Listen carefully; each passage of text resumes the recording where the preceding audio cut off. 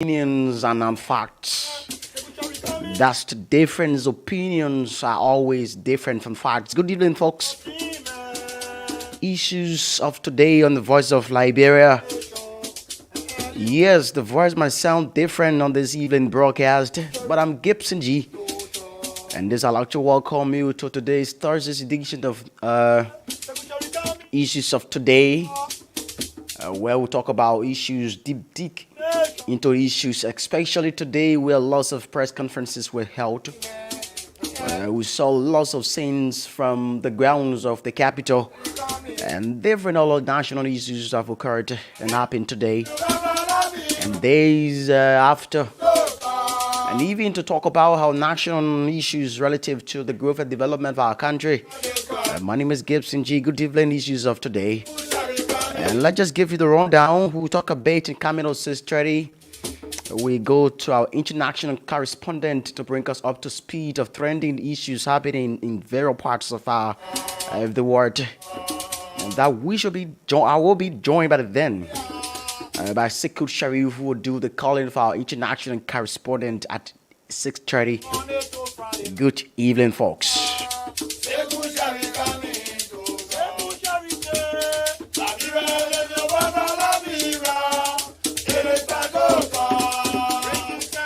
Breaking sense to the issue. Good evening, folks. Welcome to Issues of Today. Issues of Today is a platform, like Sekou always say, we don't have favor, we don't got anybody. We are speaking of facts, issues of the day, things and trending things that happen in the day. These are issues that we discuss, we bring it here, talk about them, discuss them, we analyze them, and we allow you to make your points, make your contributions. And what a way to welcome all of you this evening on tonight's presentation of Issues of Today. And today, there are lots of things that go on. We will talk about that. That's we should be at about right after we shall have concluded talking with our correspondents across the world. We will talk about what exactly trending in our country, especially today. If you followed our outside broadcast, you understand that we brought you the conference press briefing from the lawyer for the two persons of interest in the case of former Chief Justice of the Supreme Court of Liberia and former Senator of Maryland County, former National Elections Commissioner, Councillor Gloria Mosu-Scout. This has been issues of national discussion, ranging from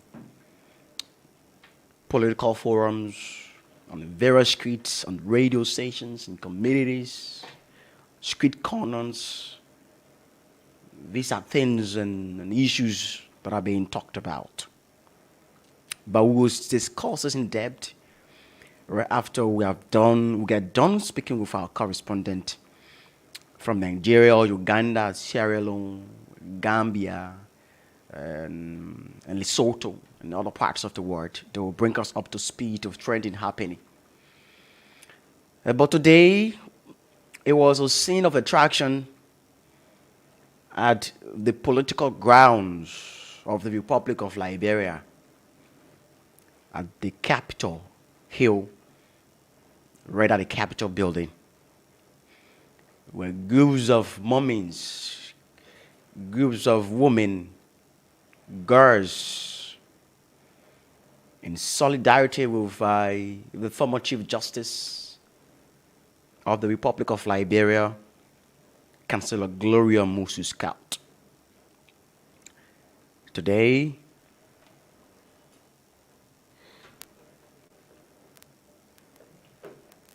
at the Capitol building, women from all walks of life, from different women groupings, NGOs and our NGOs came together to petition the National 54th Legislature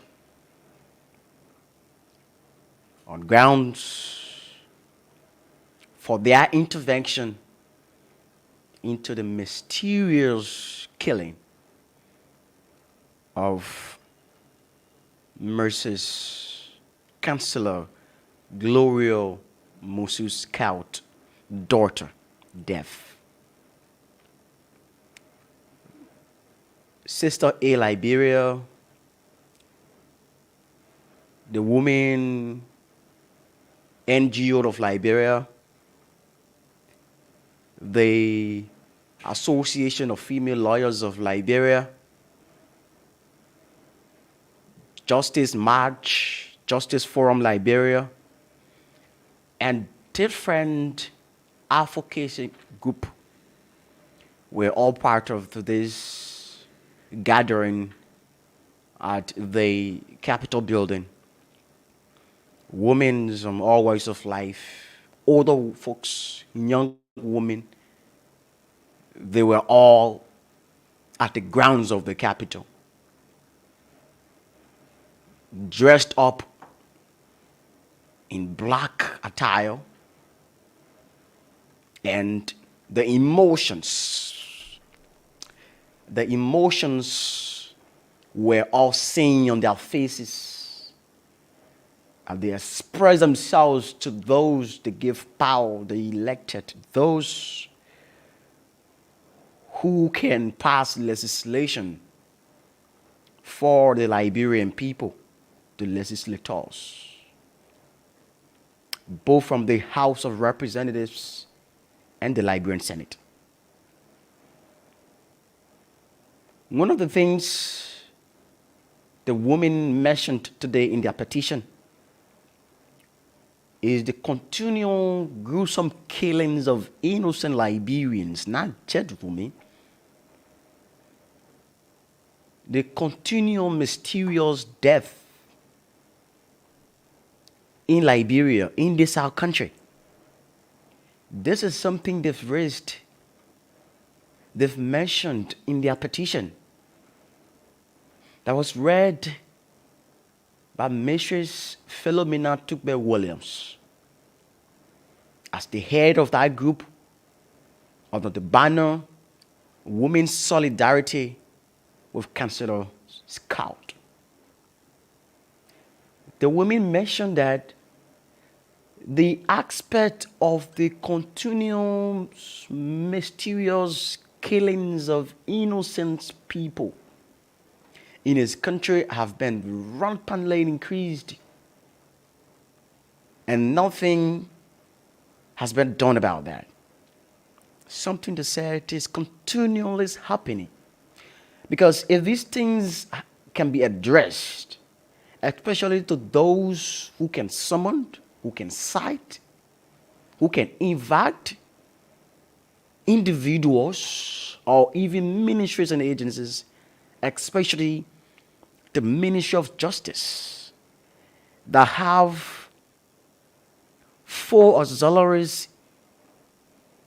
institutions: the Liberia National Police, the Liberia Immigration Service, the Liberia Fire Service, and the Liberia Drug Enforcement Agencies, the Ministry of Justice.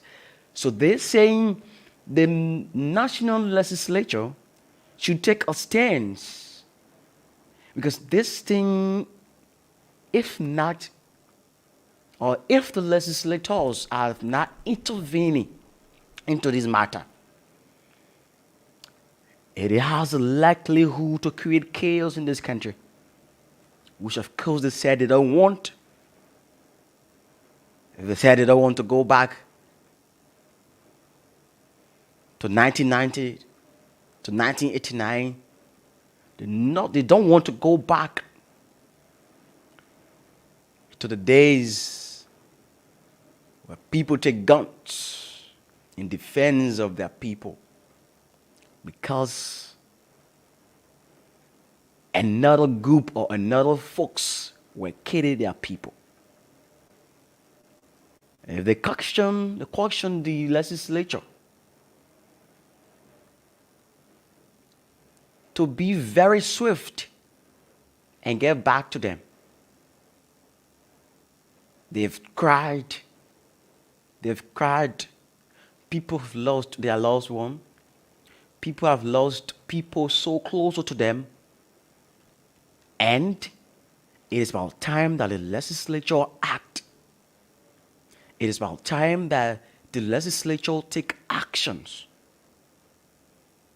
And let the Ministry of Justice and those appropriate authorities take a stand, because this is increasing all the time.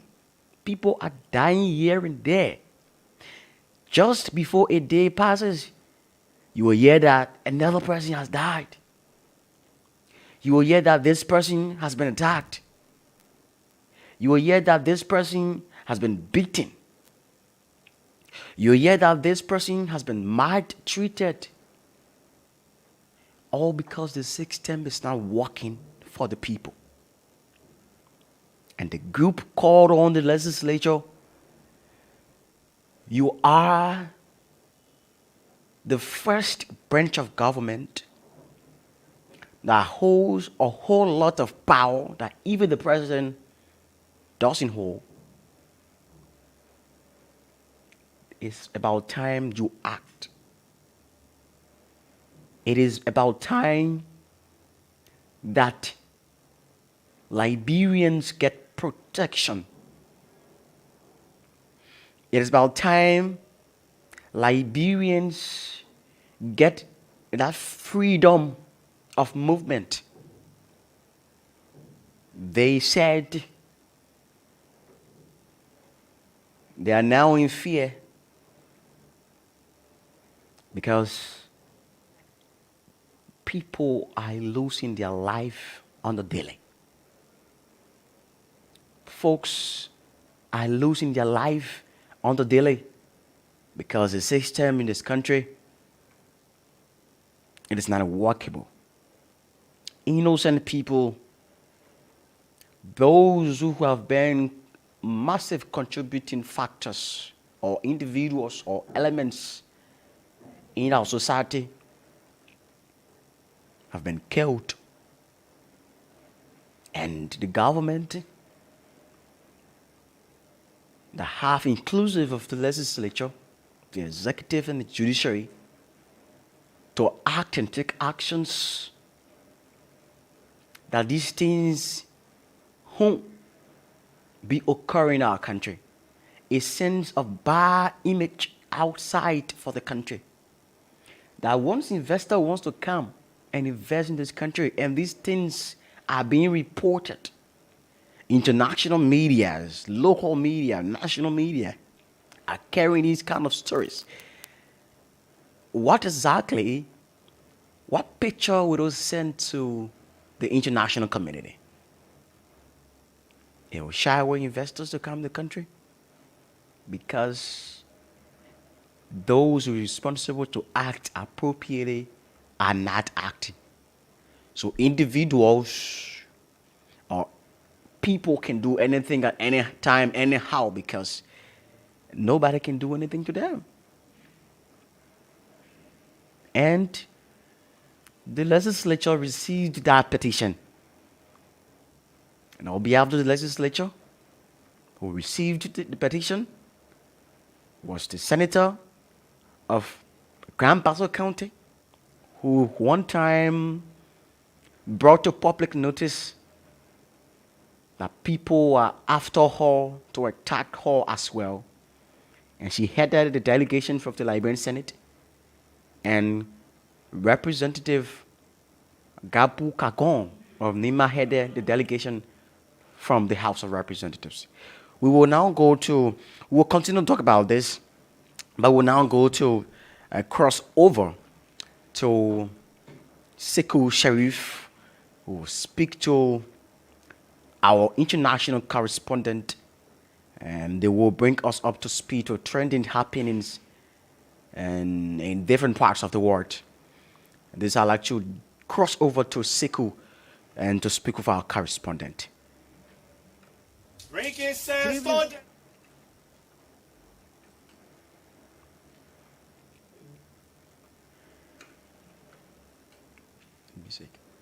Music playing. Sorry, I want to cross over to Sekou. Okay. I go to cross over to Sekou. Alfonso Tibet from Cameroon on the line today to join us to tell us more about this development. Good evening, Sekou, and thanks indeed for having me. After spending 200 days in detention, Amnesty International has called on the government of Cameroon to release a Muslim scholar and activist, Abdul Karim.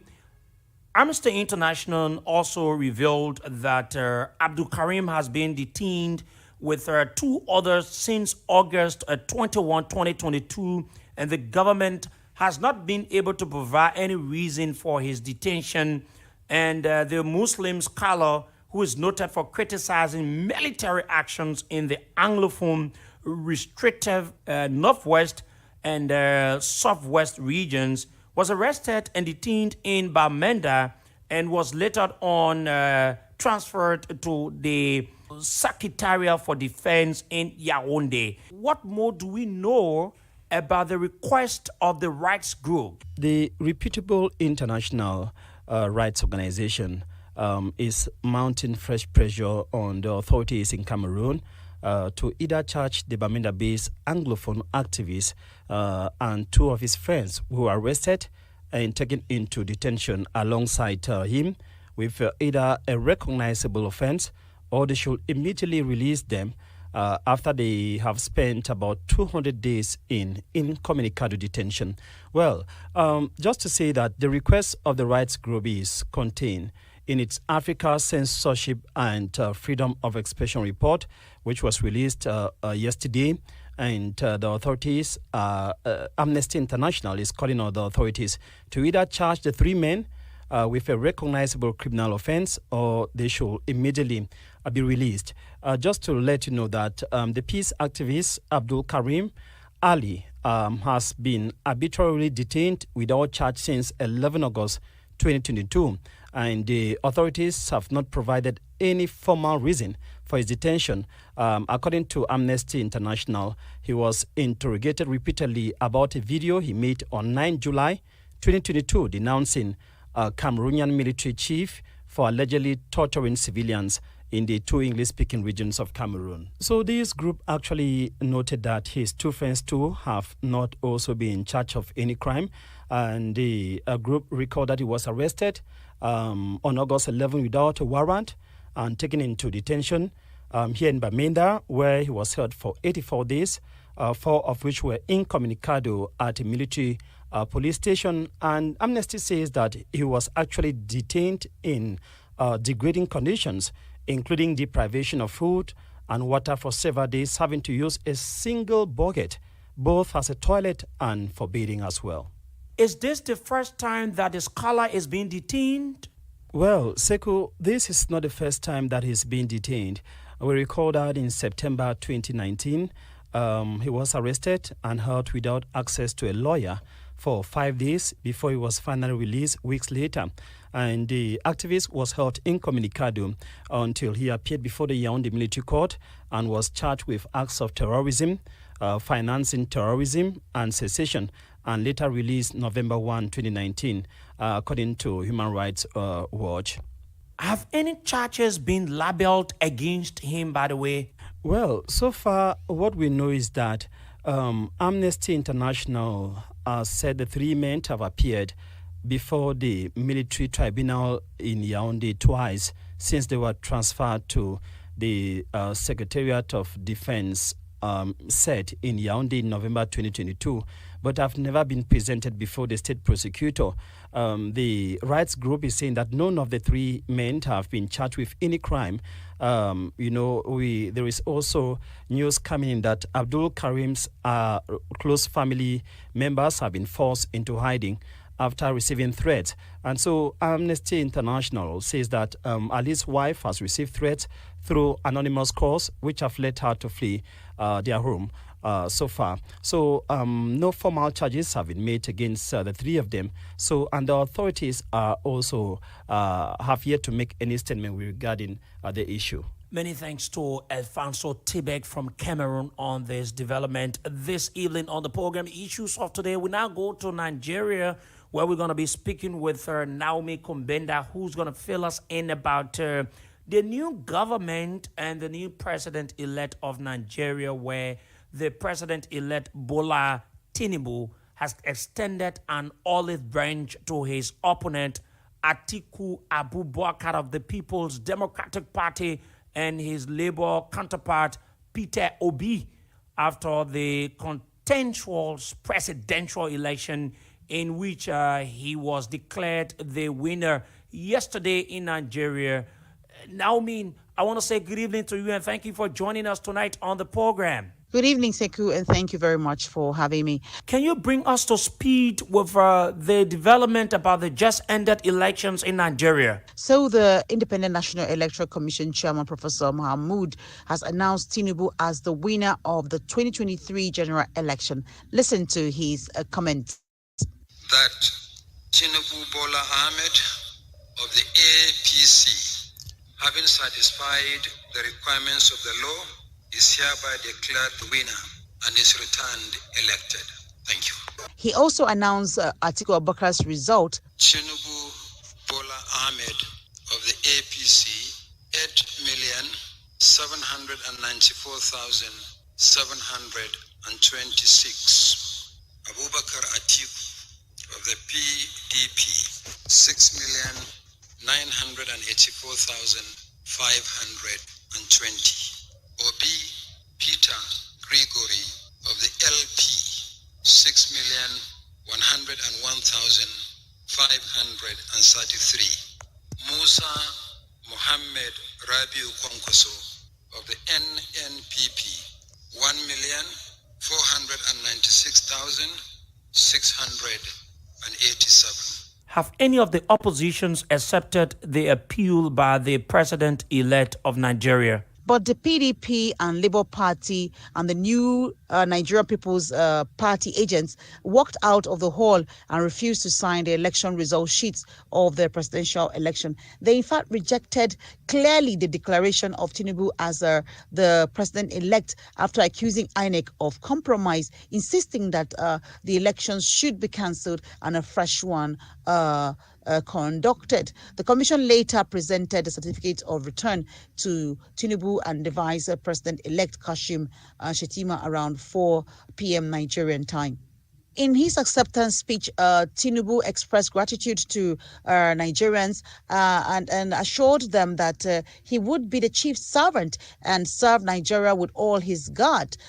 He also set up a committee to meet and appeal, of course, with the aggrieved presidential candidate Atiku Abubakar of the PDP and also Peter Obi of the Labour Party. You know, he said it is time for them to come together so that the healing process can commence. He also said they might have been his opponents in the race, but they are certainly not his enemies. Now, but reacting to this, in a press conference in Abuja today, Peter Obi said he would explore all legal and peaceful options to reclaim the mandate. He said he knows he won the election and he can prove it to Nigerians. Have any international observers made their observation on the conduct of the elections as we speak in the country? Of course, the United Kingdom has urged the Nigerian government and Nigerian people to take action to resolve standing issues surrounding last Saturday's presidential National Assembly election. And also the United Nations has urged political parties and candidates who are aggrieved with the result of the Nigerian presidential elections to take it up legally and also constitutionally. Okay. Right now, so many political party candidates are threatening to go to court. I don't know when that process is going to commence, but this is the situation in Nigeria. Many thanks to Naomi Kombenda from Nigeria, filling us in with this development coming from Nigeria. We want to say congratulations to Nigerians for peaceful elections in that country. Hope that Liberia and other African countries can do the same. We now move to Sierra Leone, where the Ministry of Environment and Climate Change, in collaboration with the Resilience Urban Sierra Leone Project and the Sierra Leone Economic Diversification Project, supported by the World Bank Executed Trust Fund, have held an engagement to develop a national policy on the plastics waste in that country. Our correspondent in Sierra Leone is John Whitfield. He joins us tonight on the show. John, good evening and thank you for joining us tonight. Good evening and thanks for having me on the show, Sekou. Start by giving us an insight, John, into the engagement on developing a plastic policy in Sierra Leone. You know, plastic has been a major challenge in terms of waste management in Sierra Leone. In recent years, the government and its partners have prioritized efforts to reduce the country's dependence on the use of plastic. And it is for this reason that the Sierra Leone Circular Economy and Sustainable Tourism Project engaged stakeholders in a discussion as a way to see what can be the way forward in terms of addressing such issues. And also, the engagement is part of a study that was done to understand the sources of plastic waste, develop a circular concept on management of waste, and have engagement and discussions with key actors within the plastic value chain where they develop the policy. To which extent is plastic waste impacting your country, but more so sea areas? It is no secret that indeed the issue of plastic pollution is impacting our country. In fact, the tourism lead of the World Bank, Louise Twinning Ward, stated that flooding partly caused by plastic waste cost $8 million annually, which according to her forms 2% of the country's GDP revenue, that she said could be used for development initiatives and that can benefit the country. And also, she stated that the country's use of plastic has tripled over the past few years, causing an alarming economic, health, and environmental problem. Also, to let you know that plastic is really impacting our country, about 125,000 tons of plastic waste are generated per annum in Sierra Leone, with large hotels using the highest amount of plastic bottles and other single-use of plastics. But they said that only 53% of businesses in the tourism industry have access to a formal waste management system. This is the impact plastic has. And even globally, when you look, they tell you that in 2021 alone, 85,000 tons of plastics were deposited into seas. So when you look again about our sea animals, you know, sea bats, sea mammals and the likes, many of them suffer as a result of this plastic. So it is hugely and greatly impacting, you know, our ecosystem, especially the environmental ecosystem and that of the seas. What does the policy entails? And will it address the problem currently faced in Sierra Leone? So what entails in this policy is to have a focus of eliminating plastic pollution, to ensure the transition is circularity of plastics, to ensure economic growth, financial sustainability, and as well strong enabling environment and accountability. They will now need to ensure that they move it to the legislative arm, go through certain consultations, certain processes, and ensure that it features every aspect dealing with the issue of plastic pollution. Like I did mention about hotels being the largest users of plastics, especially plastic bottles. That simply can tell to involve all stakeholders and see how together this can be addressed. We want to say a big thank you to John Whitfield from Sierra Leone on the program tonight, filling us in with that development from Sierra Leone.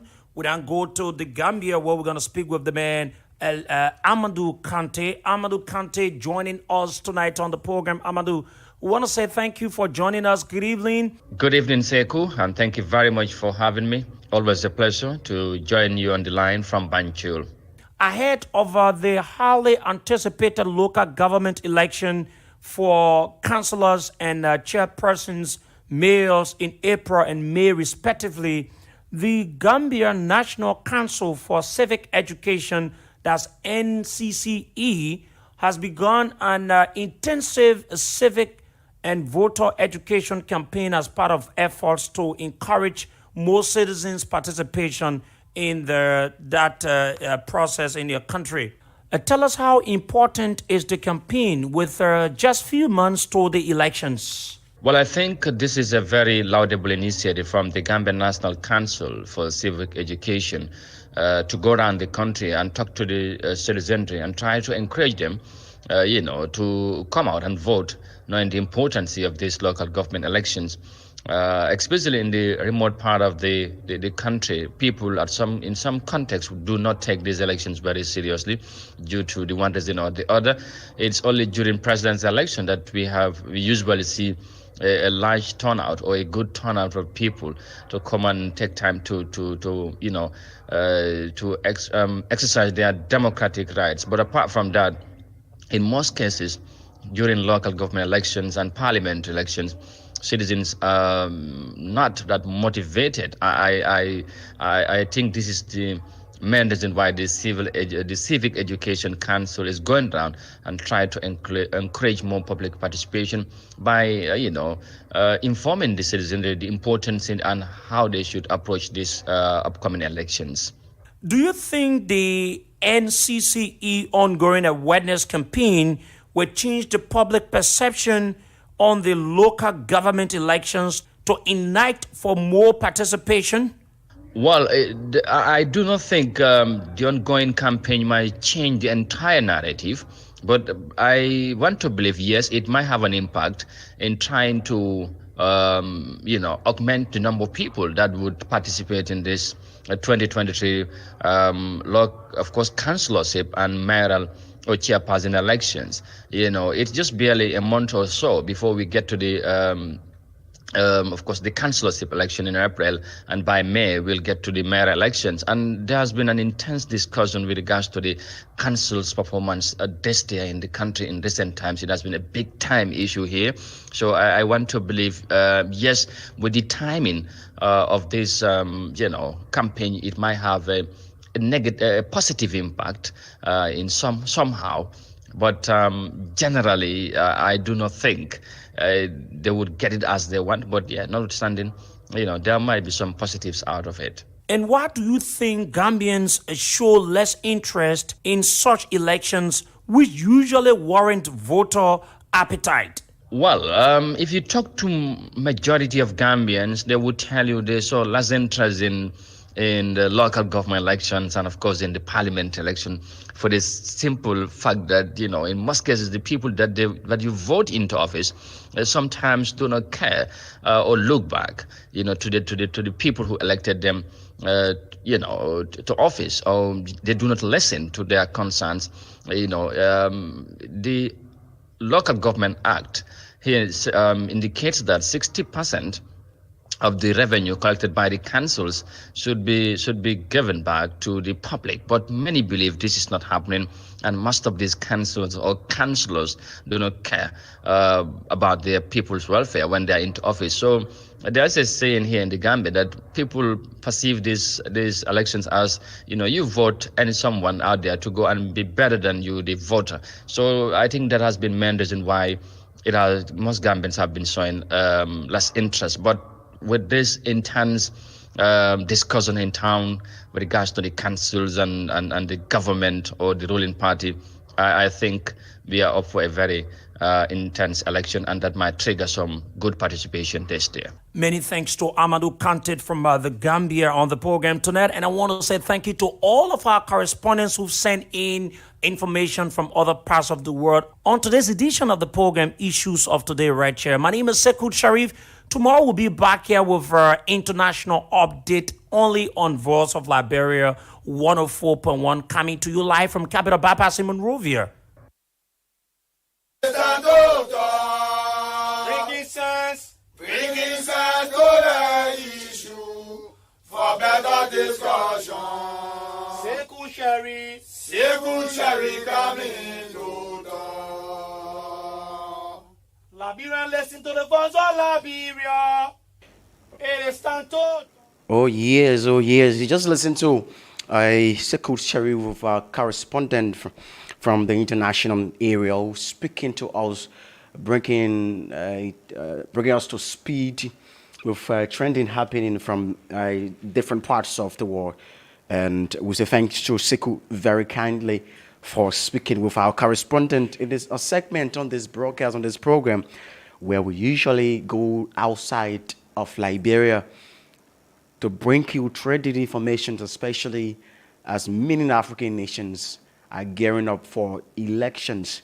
Of recent, the Nigerian held election on the 25th, the 24th, sorry, on 24th of this month, or last month, sorry, and Bola Ahmed Asiwaju Tinubu won the elections, and our correspondent, Nelby Combenda, was on top of the information. So again, we say thank you so much for joining us, and thanks to Sekou for speaking with our correspondent who brought us with lots of information, bringing us up to speed. Now, back to what our exactly talking about is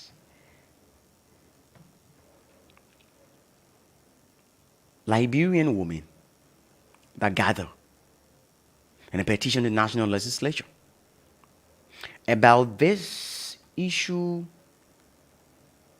of Madam Gloria Musu's scout daughter.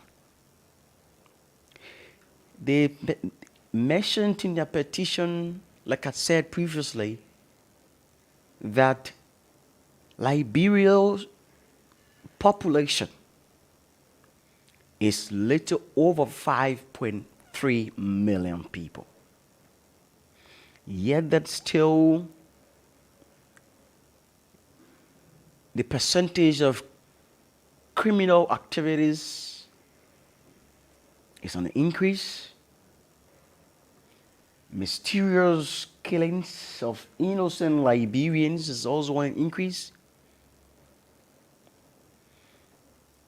People have been treated badly, and the justice system is not being able to act on these things that have been going on in our country. The petition encompasses of lots of things, especially things that usually happen to Liberians, of the emotions, the sorrows could be seen on their faces as they dressed up in their black attire, showing or supporting solidarity with the former Chief Justice of Liberia of the Supreme Court. These things are time when they happen. People expect the outcomes of these things. Once these things happen, people expect the outcomes.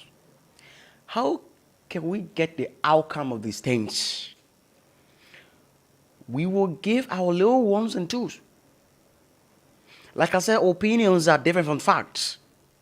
But at times, most opinions are more factual, are facts related.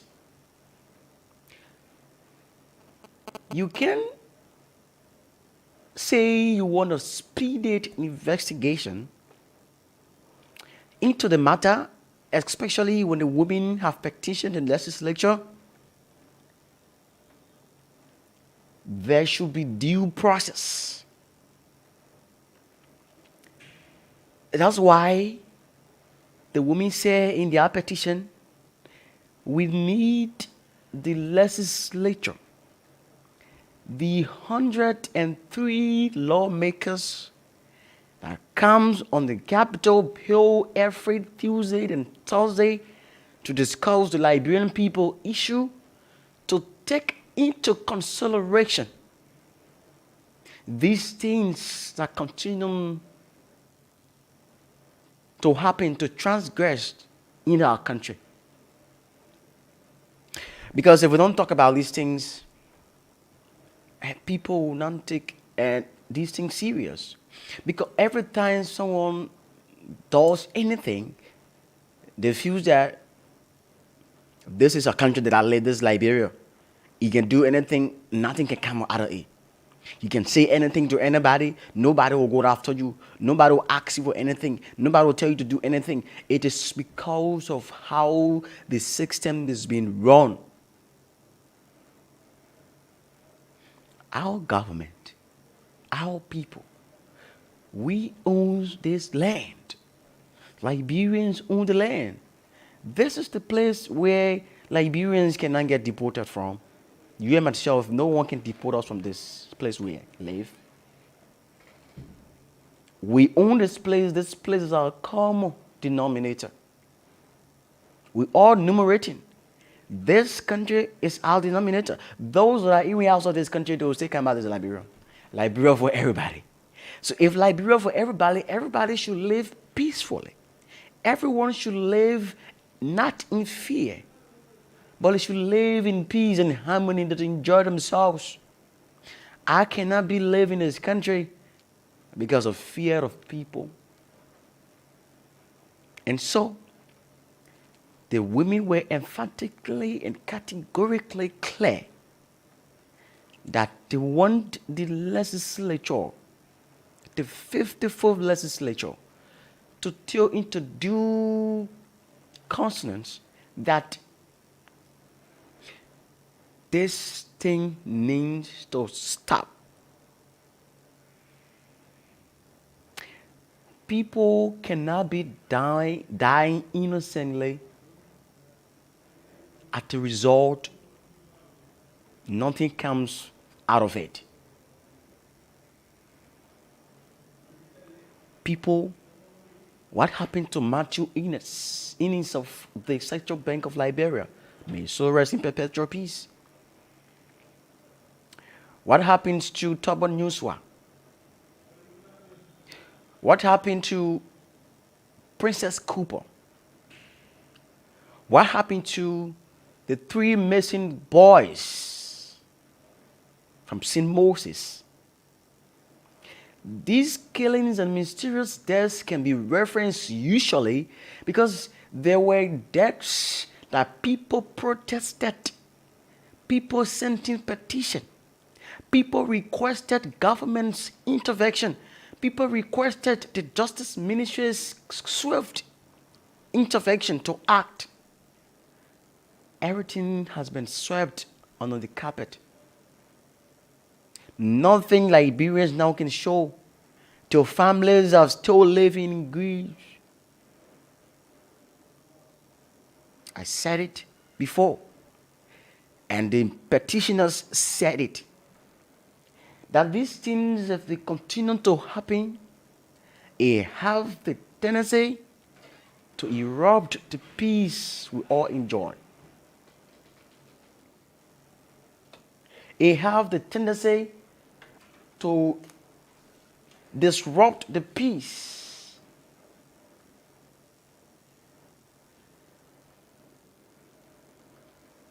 I said it before, and we will continue to say it again because it is very important. And the petitioner was very clear that the legislature must act, because they've fought too many times, they've activated the advocate too many times. They've advocated.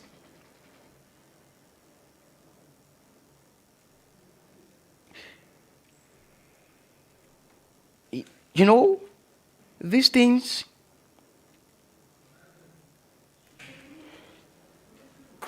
they are very important to talk about, because people cannot be living in a country and be living in fear. So one thing, the senator for Grand Bassa County, a political leader of the opposition Liberty Party, who headed the Senate delegation to receive that petition from the Women Solidarity, Senator Nyombli Kanga Lawrence, said that the Liberian Senate take due note of their petition. The Liberian Senate take due note of the petition, and the Liberian Senate will raise a vote of no confidence within the Justice Ministry, or the Justice Minister, or the Police Inspector. These two institutions, the Justice Ministry is the canopy, and under the canopy, there were serving as an auxiliary is the Liberia National Police, and the Liberia National Police has been controlled by the Inspector General of Police, the IG Patrick Sulu. So, Madam Kanga Lawrence said the Senate will raise an issue of vote of no confidence in the police IG and the Minister of Justice, Colonel Patrick Sulu, and Councillor Frank Mosadin. Because these people have continued to take some issues lightly. People will cry. People will raise concerns about their loved ones being killed, being murdered. At the end of the day, the system that should be working in the interest of the Liberian people will become dogma. Will become a system that works for others and doesn't work for others. Like I said, we will say things here, and we are not favoring anybody. We are not for anybody. We speak out the issues. And that's why the program is called Issues of Today. Because every trending issue that happened today is what we will say. So we don't fear anyone. We don't favor anyone. We speak out the issues because we feel that you, the Liberians, that are listening, that take upon your time every evening, 2 to 3 hours to listen to us. It is our duty, we obligated to informing you, the Liberian people, and to speak to the fact that it is necessary that people that have the necessary or the appropriate authorities, that they speak to certain matters, they act. The people get power. It is just for you to act. It is for you to take action. That's why you take civil or legal actions. And once you take those actions, it is necessary that those who are complaining will have justice being served for them. The women in solidarity with Councillor Scout petitioned the Liberian legislature. Yesterday, they were at the home of the former Chief Justice.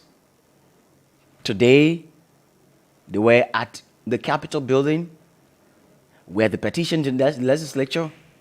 Tomorrow again, they said they will be at the ministerial complex where it is said that the president will be at the ministerial complex tomorrow to observe International Women's Day celebration or symposium where the Minister of Gender will meet our Piso Sedita, and other reputable Liberians, women will be there to discuss issues relative to women's participation in elections, women's participation in decision-making processes, and women's protections. And the group said they will be there at the ministerial complex to notify the president. Again, folks, if issues of such or incidents of such occurred, those people that are responsible to take the action, they cannot take action if they don't have the appropriate and the requisite evidence for which their action can be taken. Following today's petition by the Women Solidarity, the Coalition for Democratic Change, CDC, today addressed the media and the lawyer representing the two persons of interest in this case also held a press conference. And in these two separate press conferences, the CDC expressed their condolence to the bereaved family, called for an investigation into the matter, but again said, and the lawyer also said, we cannot say we need an investigation into this matter. We cannot say we need an investigation into this matter when those that can be the custodians of evidence aren't speaking to the matter. Here is it. The counselor said, former Chief Justice Gloria Musu-Scout, the counselor is Councillor Actor Johnson, former Senator Maroney County, we are in sympathy with her and we want speedier investigation. But again, we cannot craft or crave for a speedy investigation when the woman who's supposed or who is the custodian of information, very sensitive ones, to be provided to those that will carry out the investigation, is not speaking to the matter. What's going on? What's wrong with it? Why is she not speaking? Because she's the one of the information. She's the key custodian of the information. She's the one supposed to be providing necessary information to investigators to track down perpetrators and prosecute them for the gruesome attacks and mysterious killing of a future leader. Why is she not speaking?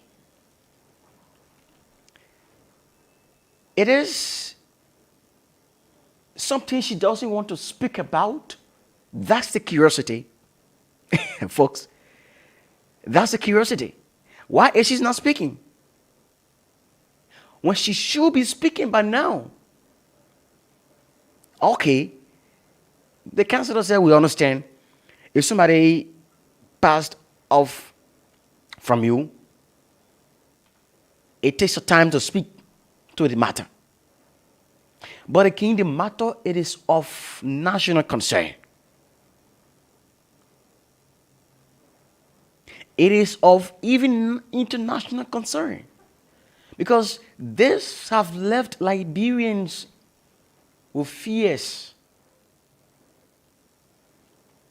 Because this cannot only happen to anybody, or to only Madam Scout's daughter or niece, as people speculated that his niece, his daughter, whatever.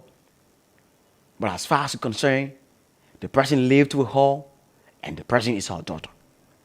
Why is she not speaking when she's one of the one of the key custodians of the information that should be provided that will help in the investigation?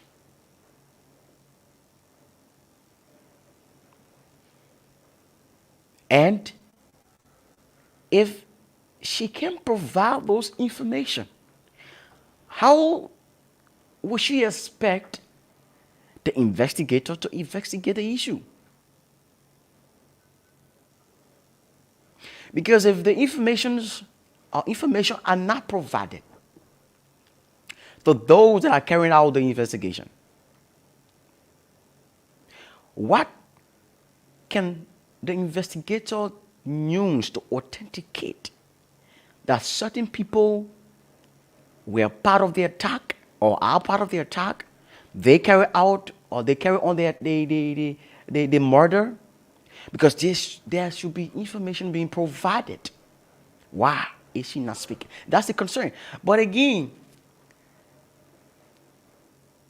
people should know and understand that this matter is about somebody losing their special loved one.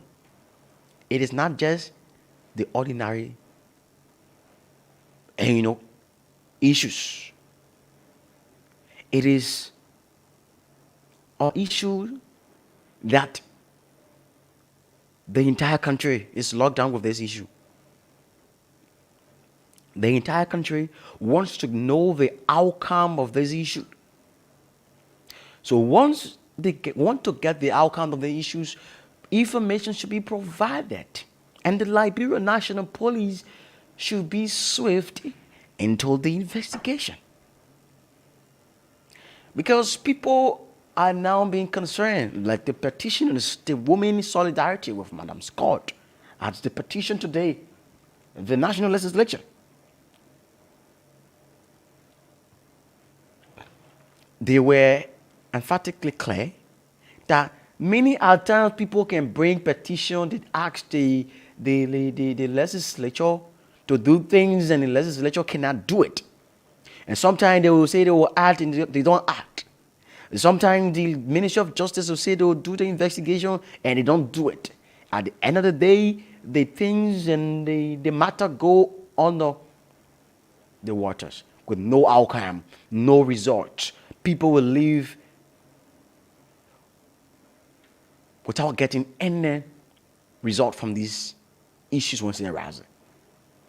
They need Matthew Innes. They knew Princess Cooper, whose family have been crying all time, seeking justice for their kids, for their loved ones, but there are no results. Liberia National Police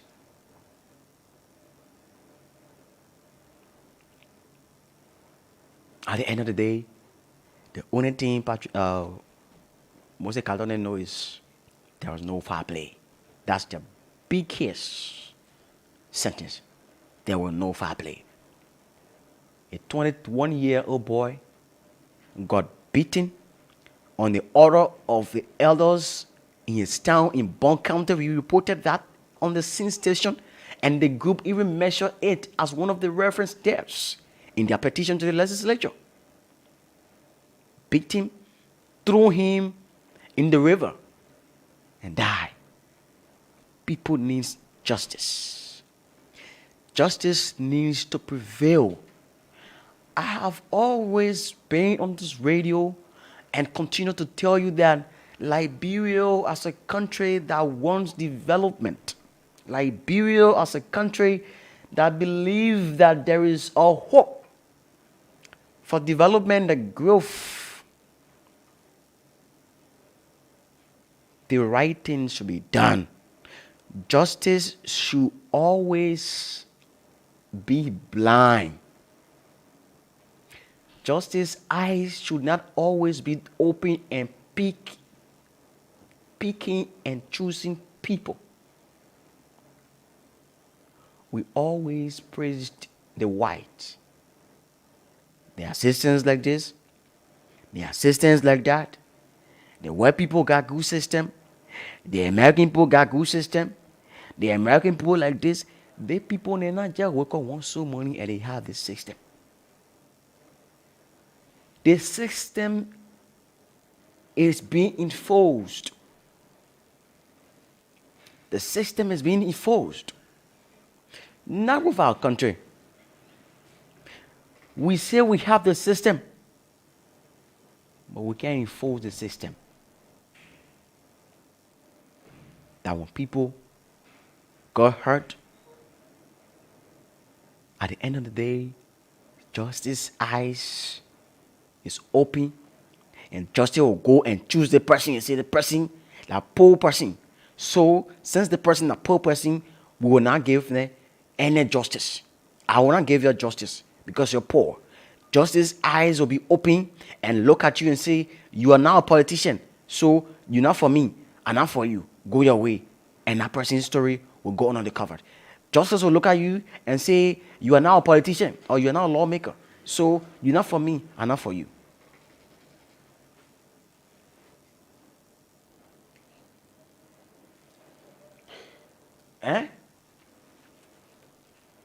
Justice eyes open, and justice know who to go to. So it can just speak and choose. And it's not like that with other countries.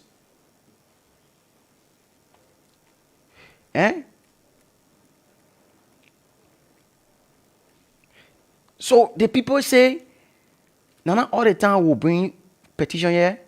At the end of the day, you don't turn nothing by it. You need to say something very important. Because our people are tired with this thing. You can't continue to do things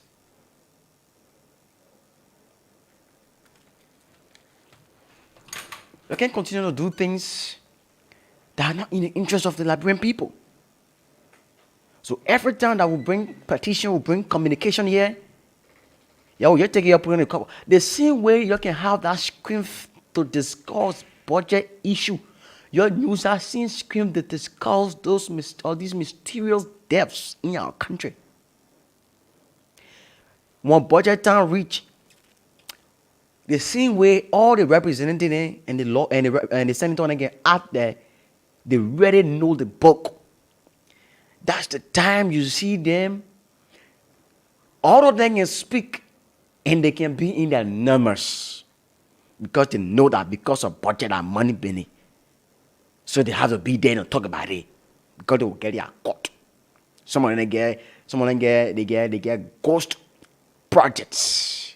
The money coming to them all the time. They can talk, but once issues of such come out, now there where they feel like they can't think, it's not really important to them because it's not in their interest. Because some of them are part of these things.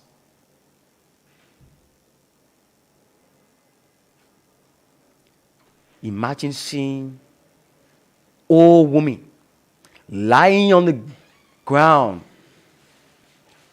Old women lying on the ground crying for justice. No justice, no section. I want to play that episode today. Just listen to it. No justice, no section.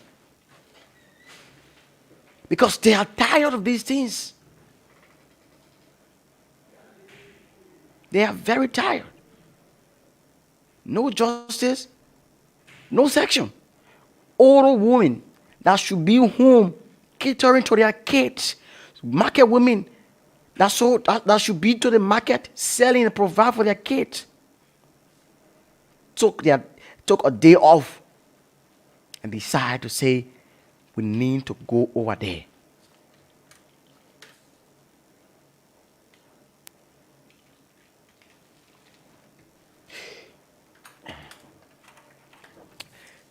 They want to know how to save it.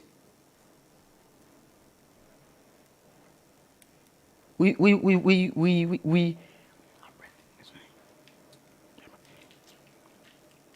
right?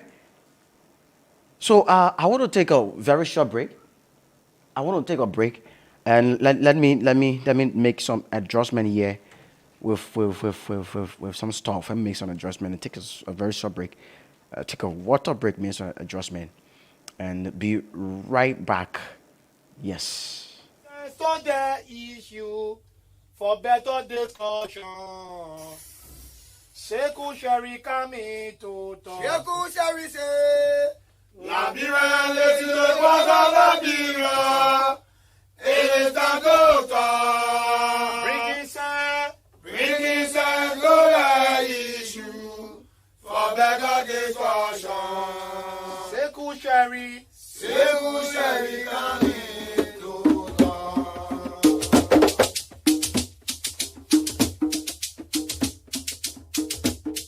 Liberia, this is the voice of Liberia. It is time to talk. Bringing sense to the issue for better discussion. Sekou Sherry coming to Sekou Sherry day. Liberia, this is the voice of Liberia. It is time to talk. Bringing sense to the issue for better discussion. Sekou Sherry coming to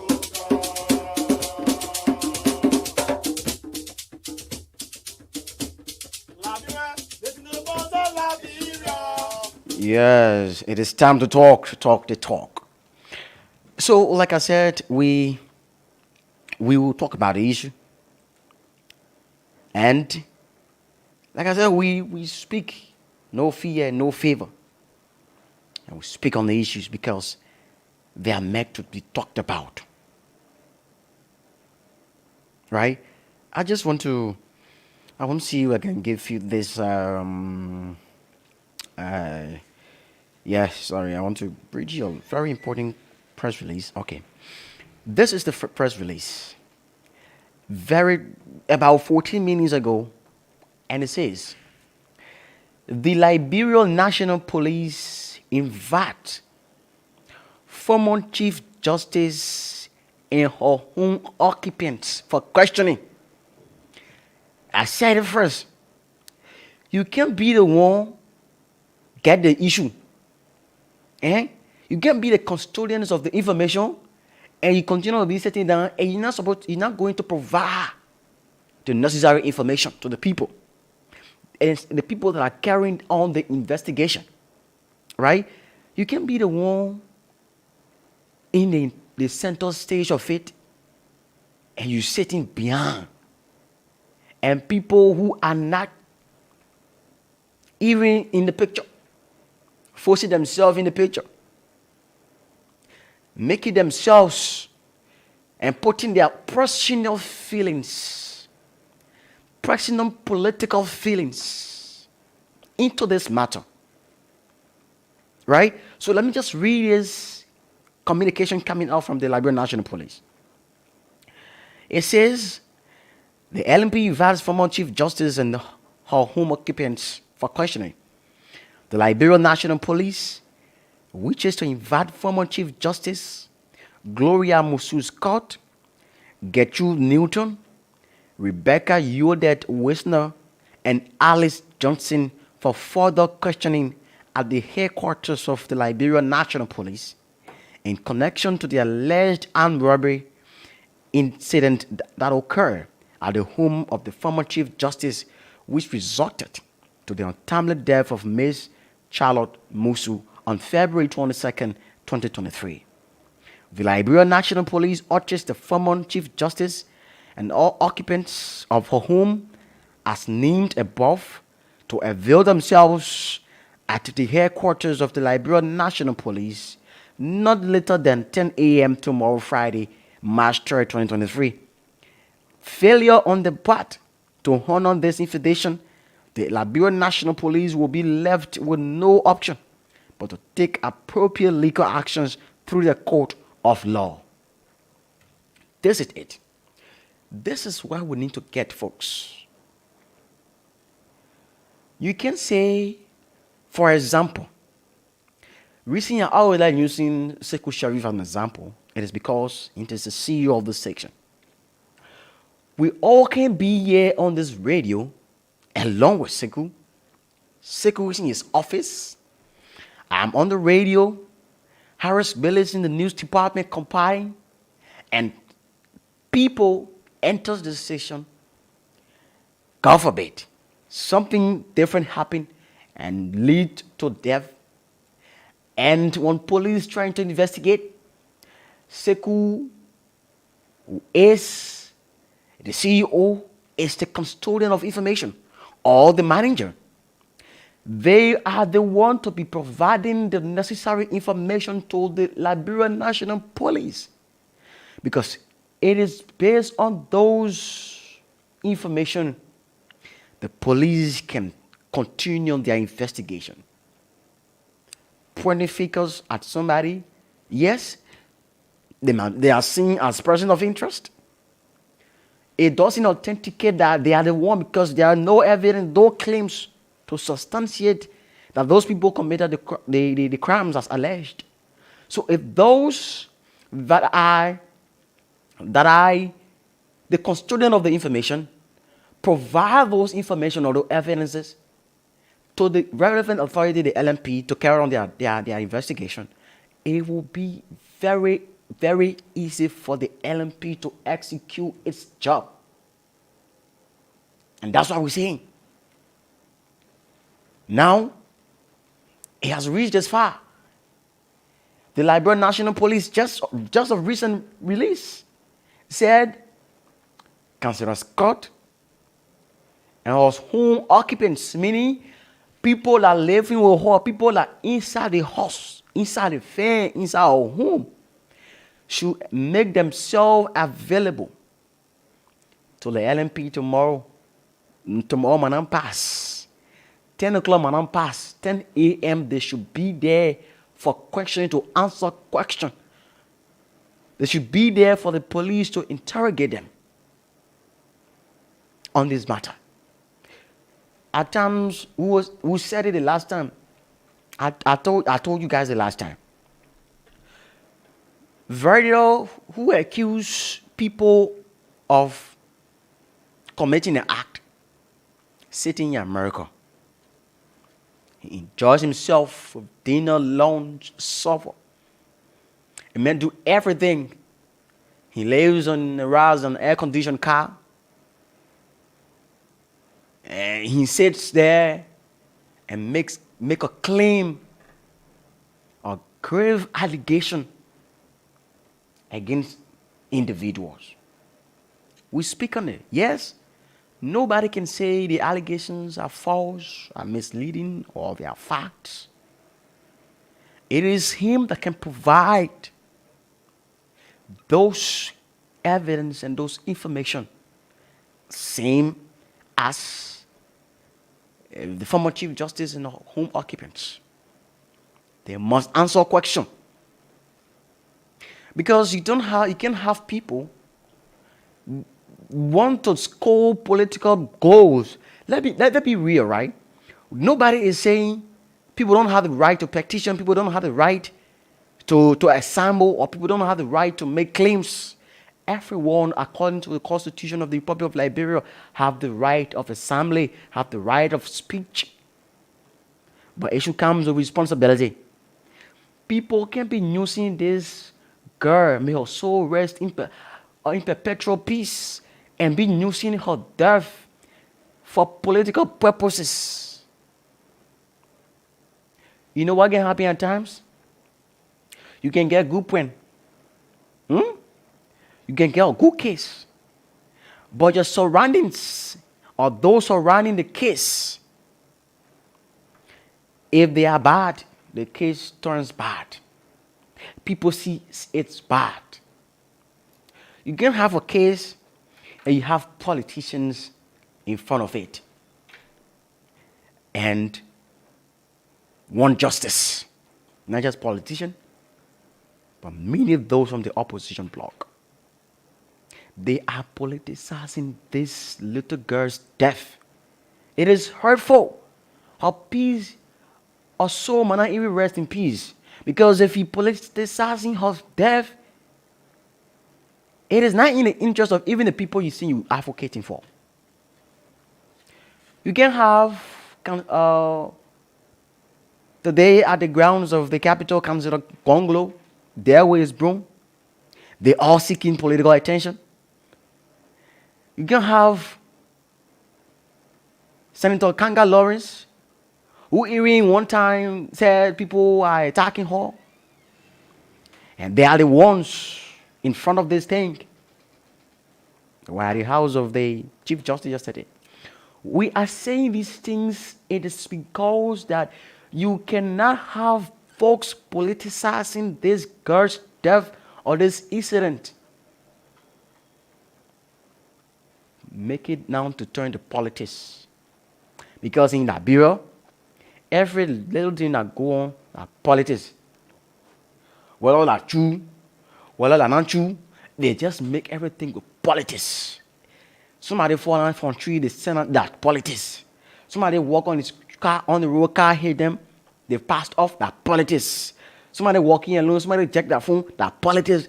People politicize every little things in this country. And that's not called for.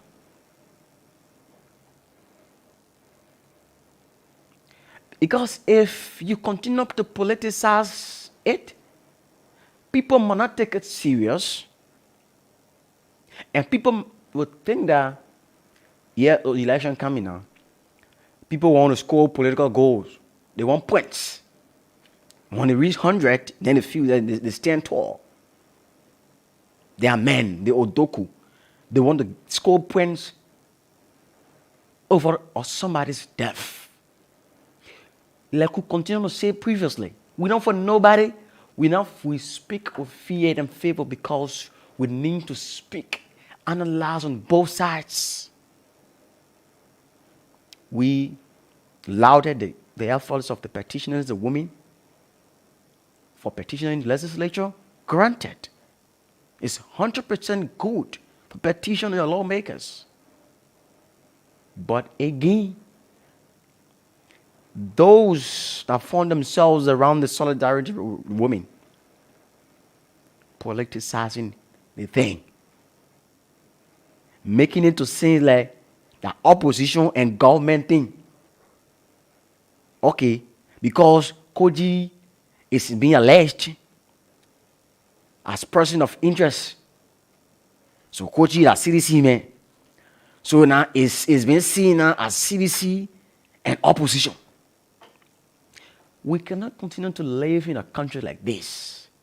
Even in South Africa, where the parliament is very hard, La Malima can even criticize Mafarosa day and night. When death comes, they don't politicize it.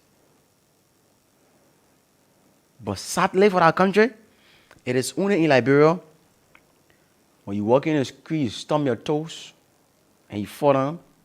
They will politicize it, how the government don't feel good, and then make it, they put around the road, you stump your toes. Instead of blaming la hanking packing game, the blaming games, let us find a remedy that those perpetrators can be brought to books. And that's how the Liberia National Police is inviting councillors, court, and your home occupants, those in your house, to come answer questions about the whole thing. Because they are the key custodians of information. They witnessed the scene. They saw what goes on, what happened. They know what occurred. They know the person that enters. They didn't see the person's face. Only had them. They are the custodian of the. They had the first aid information. That's why they are the custodian. So they need to go and provide detailed information, answer questions. We will criticize the LMP if she doesn't do her work well, if she doesn't execute her jobs properly in the investigation. We will go there and we will criticize and critique them. At the same time as we criticize in the Liberia National Police, the people who have first aid or first-hand information, that have first-hand information, and that a custodian of information should provide the information then and let the police go on with the investigation. Because the police can never investigate, they cannot investigate when they don't have first-hand information, when they don't have evidence to investigate. How will you investigate? I can come and say, sir, you have done this. So I should provide substantive evidence that can prove my claims right. That Sekou have done this. And he's the brains and mastermind behind this. These are papers that he's the one that did it. These are evidence These are pictures, these are photographs, these are footage that can substantiate my claims and my allegation. And I'm just something to somebody to just sit down, eh? And take that human being penny and put it in your head. To kill human being and not play. It's not for joke. Even your animal, to kill an animal. You imagine yourself when you go cut chicken neck. How the chicken can fight. And the blood running also now a fly on your face. And to kill human being. This is a grave allegation that has the tendency to everlastingly tarnish that man's character. This is not the first time the Varda men have accused the male of a hand being in this or in mysterious deaths. In as much as we are craving for the swift and speedy investigation, the people who have first-hand information should also go and provide. And thank God the Liberian National Police are inviting them. Tomorrow, they will go there and they will answer questions. They will be interrogated. They will ask them questions and they must answer questions because they have first-hand information. They saw people that are entering, even though they don't know them. They were on the crime scene. They saw everything. They were there. They can better explain better than anybody. We here just saying these things because of our own analysis. But they were the one that were in the home. They witnessed, they understand, and they saw the people. We understood that the former Chief Justice did a spraying of tear gas. She saw everything right before our eyes. It is necessary. I know people will say, why do you want the former Chief Justice to come? Why do you want to do this thing that this is investigation? You can't take one side information and say, yeah, you're not investigate. It's not possible. That's why even the TRC, where Councillor Verder formerly served as commissioner, when they're doing their investigation, when they're doing hearing, they don't just, the way former President Charles Taylor is in the Hague, they will not just say yes and he's plead guilty.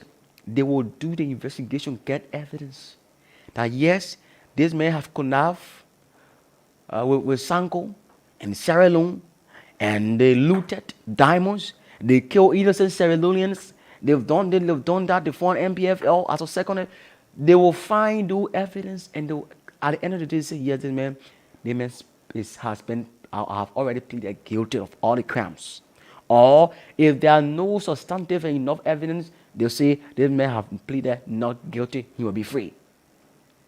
So investigation cannot just come, and you can't say they may do something and you expect people to take action. That's why the people can invite you. And Koji and Valley Tele, the two persons of interest, availed themselves to the police yesterday and they were questioned. Police too now doing the right thing to call the people. The police too should also extend communication to Verder for questioning. It will help to balance the investigation. We all want the best from the investigation. If it is proven that Mayor Koji is the perpetrator or is the person, the mastermind, let him face the full weight of the law.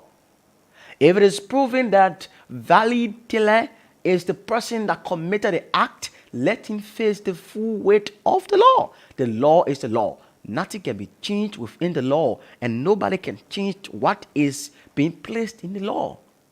So if these people have been proven that yes, if evidences have been provided that yes, they are the masterminders and the actors, what else we will say?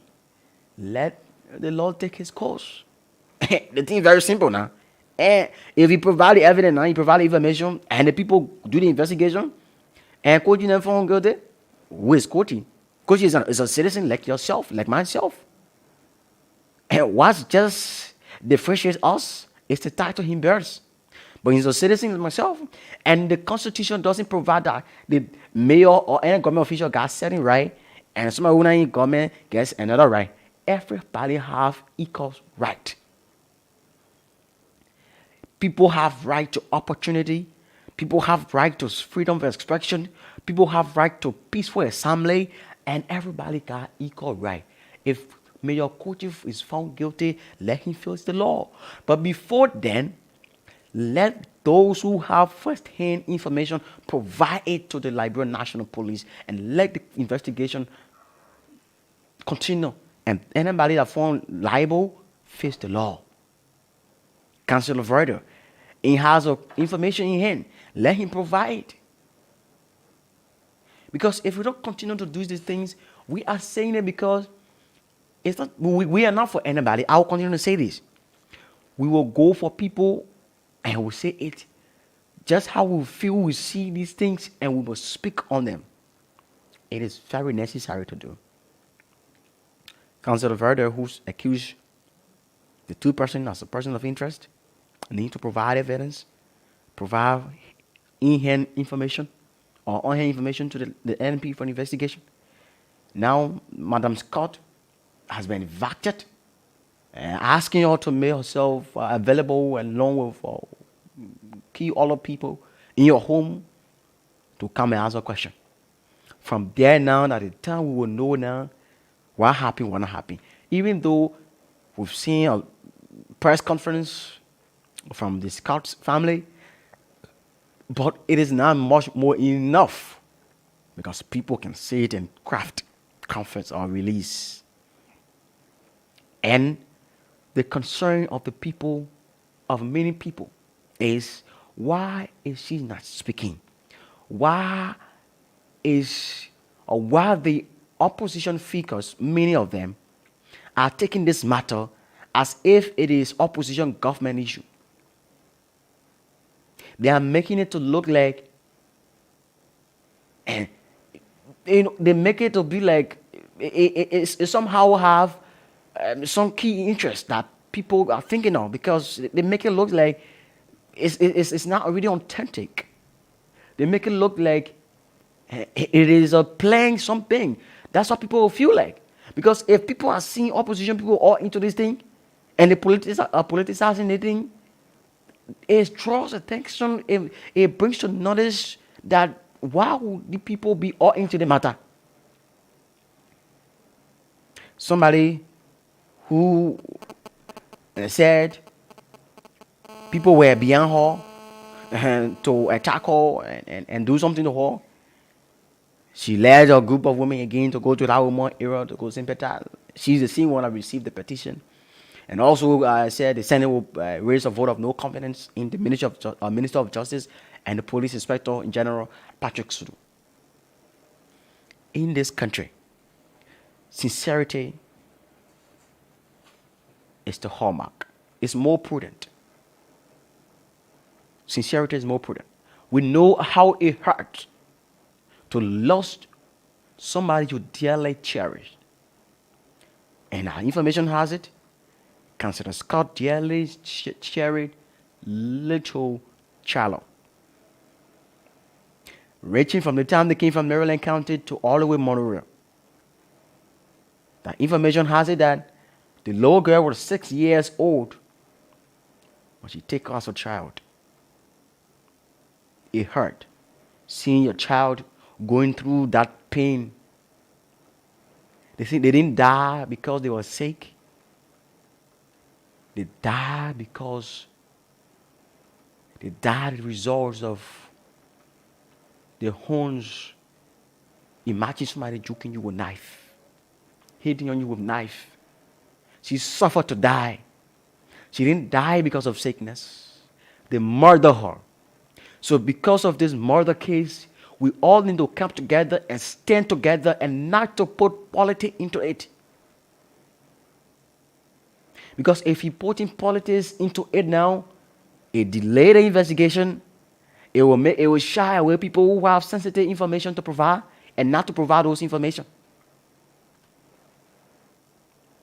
So if we exclude politics now and put it at the interest of that little girl to get justice and to put the interest of Madam Scott for her to get justice in her family, let's put away politics.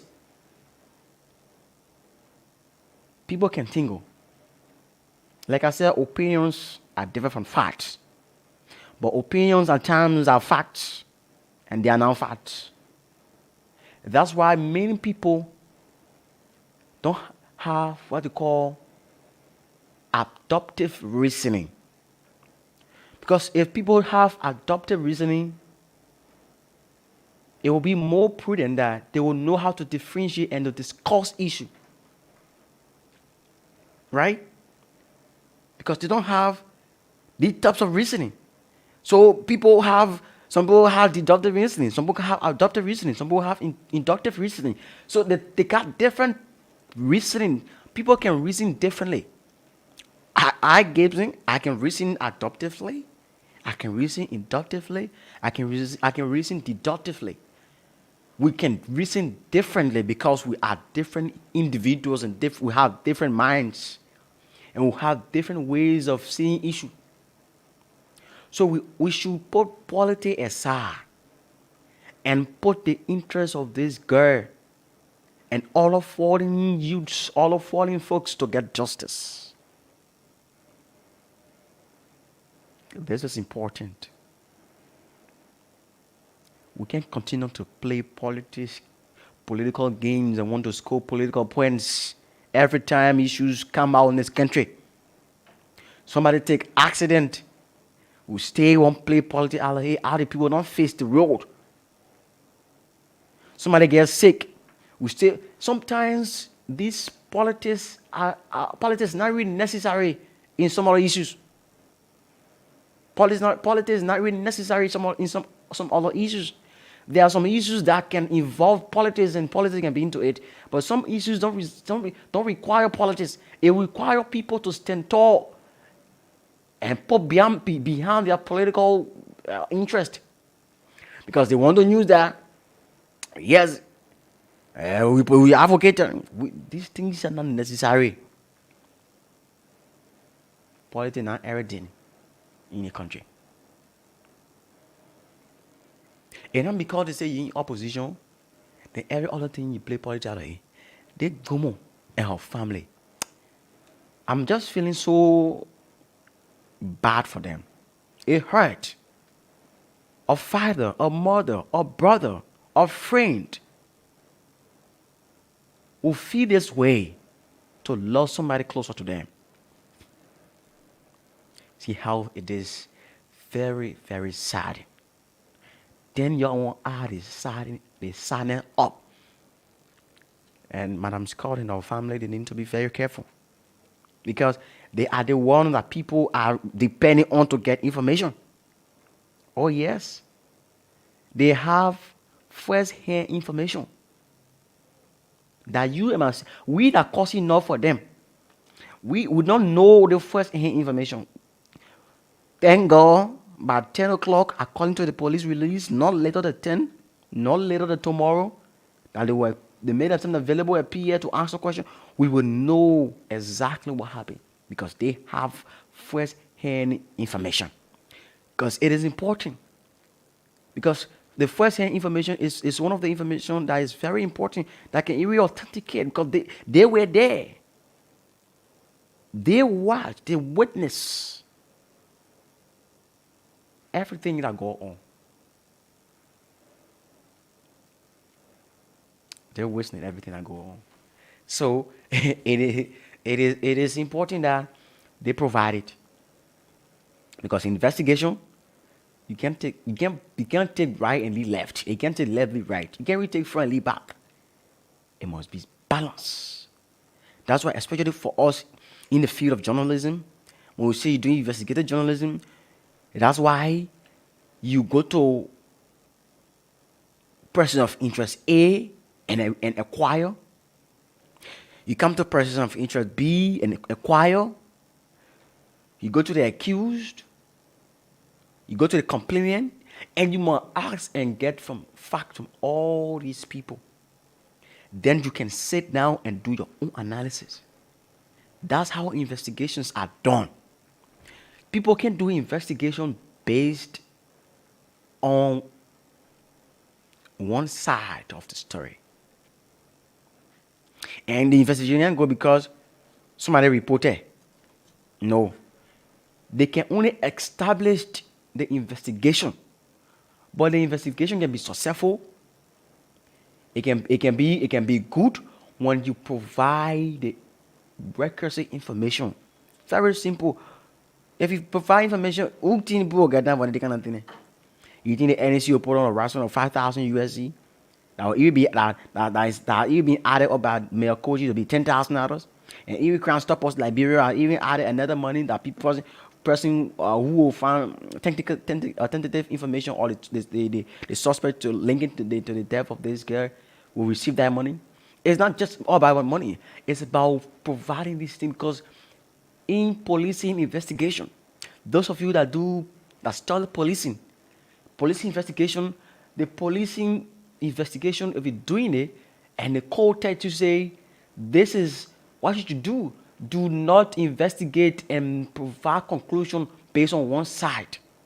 Even aside from policing investigation, even journalistic investigation, and even aside the journalism fee, even in your house, if you get your kids, a woman cook red, she cooked the meat, she put 5 pieces of meat in the soup, she left it in the pot. She goes to the market to come back. She come back, she received, and she only melted 3 pieces of meat in the pot. She needs to investigate everyone in the house. Whether you big or you old, the money investigate you. And when they provide information, they will ask you, who entered the place? Is it all me? But you enter, now, once you enter that place, you are the suspect. It gives the investigator the chance and the relaxation to do the work. But because if you don't provide those first-hand information, how do you expect the librarian? The thing is, investigators are not soothsayer. That's why people feel don't know or forget. Investigators or NMP, they are not soothsayer. Eh? They can say that and say, oh, the other person too, because they must have information with them, and that's when they will now come and say, yes, this is why it's been done, this is why it's been done. Investigators are not soothsayer. So they must get information. They are human beings like us too, even though they are professionally trained in our aspect, but they are not soothsayer. They can only execute the job properly if they get the information. If they don't get the information, you will not expect nothing from them. In as much as we on their back to get the information and to get the investigation done speedily, they too, you too, that have first-hand information should go and provide the information and kill the entire debate. And Council of Vera as well. Kill the debate then. So go now and get the footage or get the evidence, provide to the police. The debate there right there is dead. So if you provide evidence or substantial claims, how do you two be doing hauling and pulling? No, man. Nobody will do hauling and pulling. You can't do. Once you provide it in debate, the debate is dead. No debate again. You can't debate. So once you don't provide the information, there is still debate. So even if coaches have done the allegation or don't watch the when a lot of trouble, and you don't provide claims, how can we authenticate that he did it? How will we authenticate that Valley Teller is the one that committed the act? No one can do that. And nobody is a soothsayer. Police are not soothsayer, you know. Even you bring every international forensic investigators, they are not soothsayer. They must get information. Even the great FBI of the United States, they can get information on you before they put charges or they say you committed social crime. Because if they don't have the information, they will not have the time to do the proper investigation. So when I say you must do forensic investigation, you must have first-hand information which is important. In all the investigation, the first-hand information, let me tell you, it is very important. That's how we're saying it. And thank God the Liberian National Police have invited those who should be providing the first-hand information, that they should be answering questions, very important questions they should answer. Just how those that were accused answer question yesterday, they too must answer question, because that's how investigations are done, to balance them.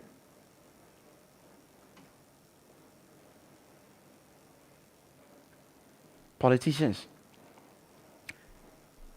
this is our little country, 5.3 million people we get. We're not plenty. We're very tiny. Imagine Lagos in Nigeria got 12.2 million people. That Liberia's population can come twice from that population. Just a single state. Lazy talk about Kaduna and Anambra. The people plenty. Americans are having enough number. The Chinese, the Japanese, the Indians, yet and still, when they do investigation, when they go for you, they go for you. You don't expect police to unite. Police not demon God. The police are not, they are not demagogues. The police are not soothsayer to know who did the act. Because the police need information to make their work easier, to do the work.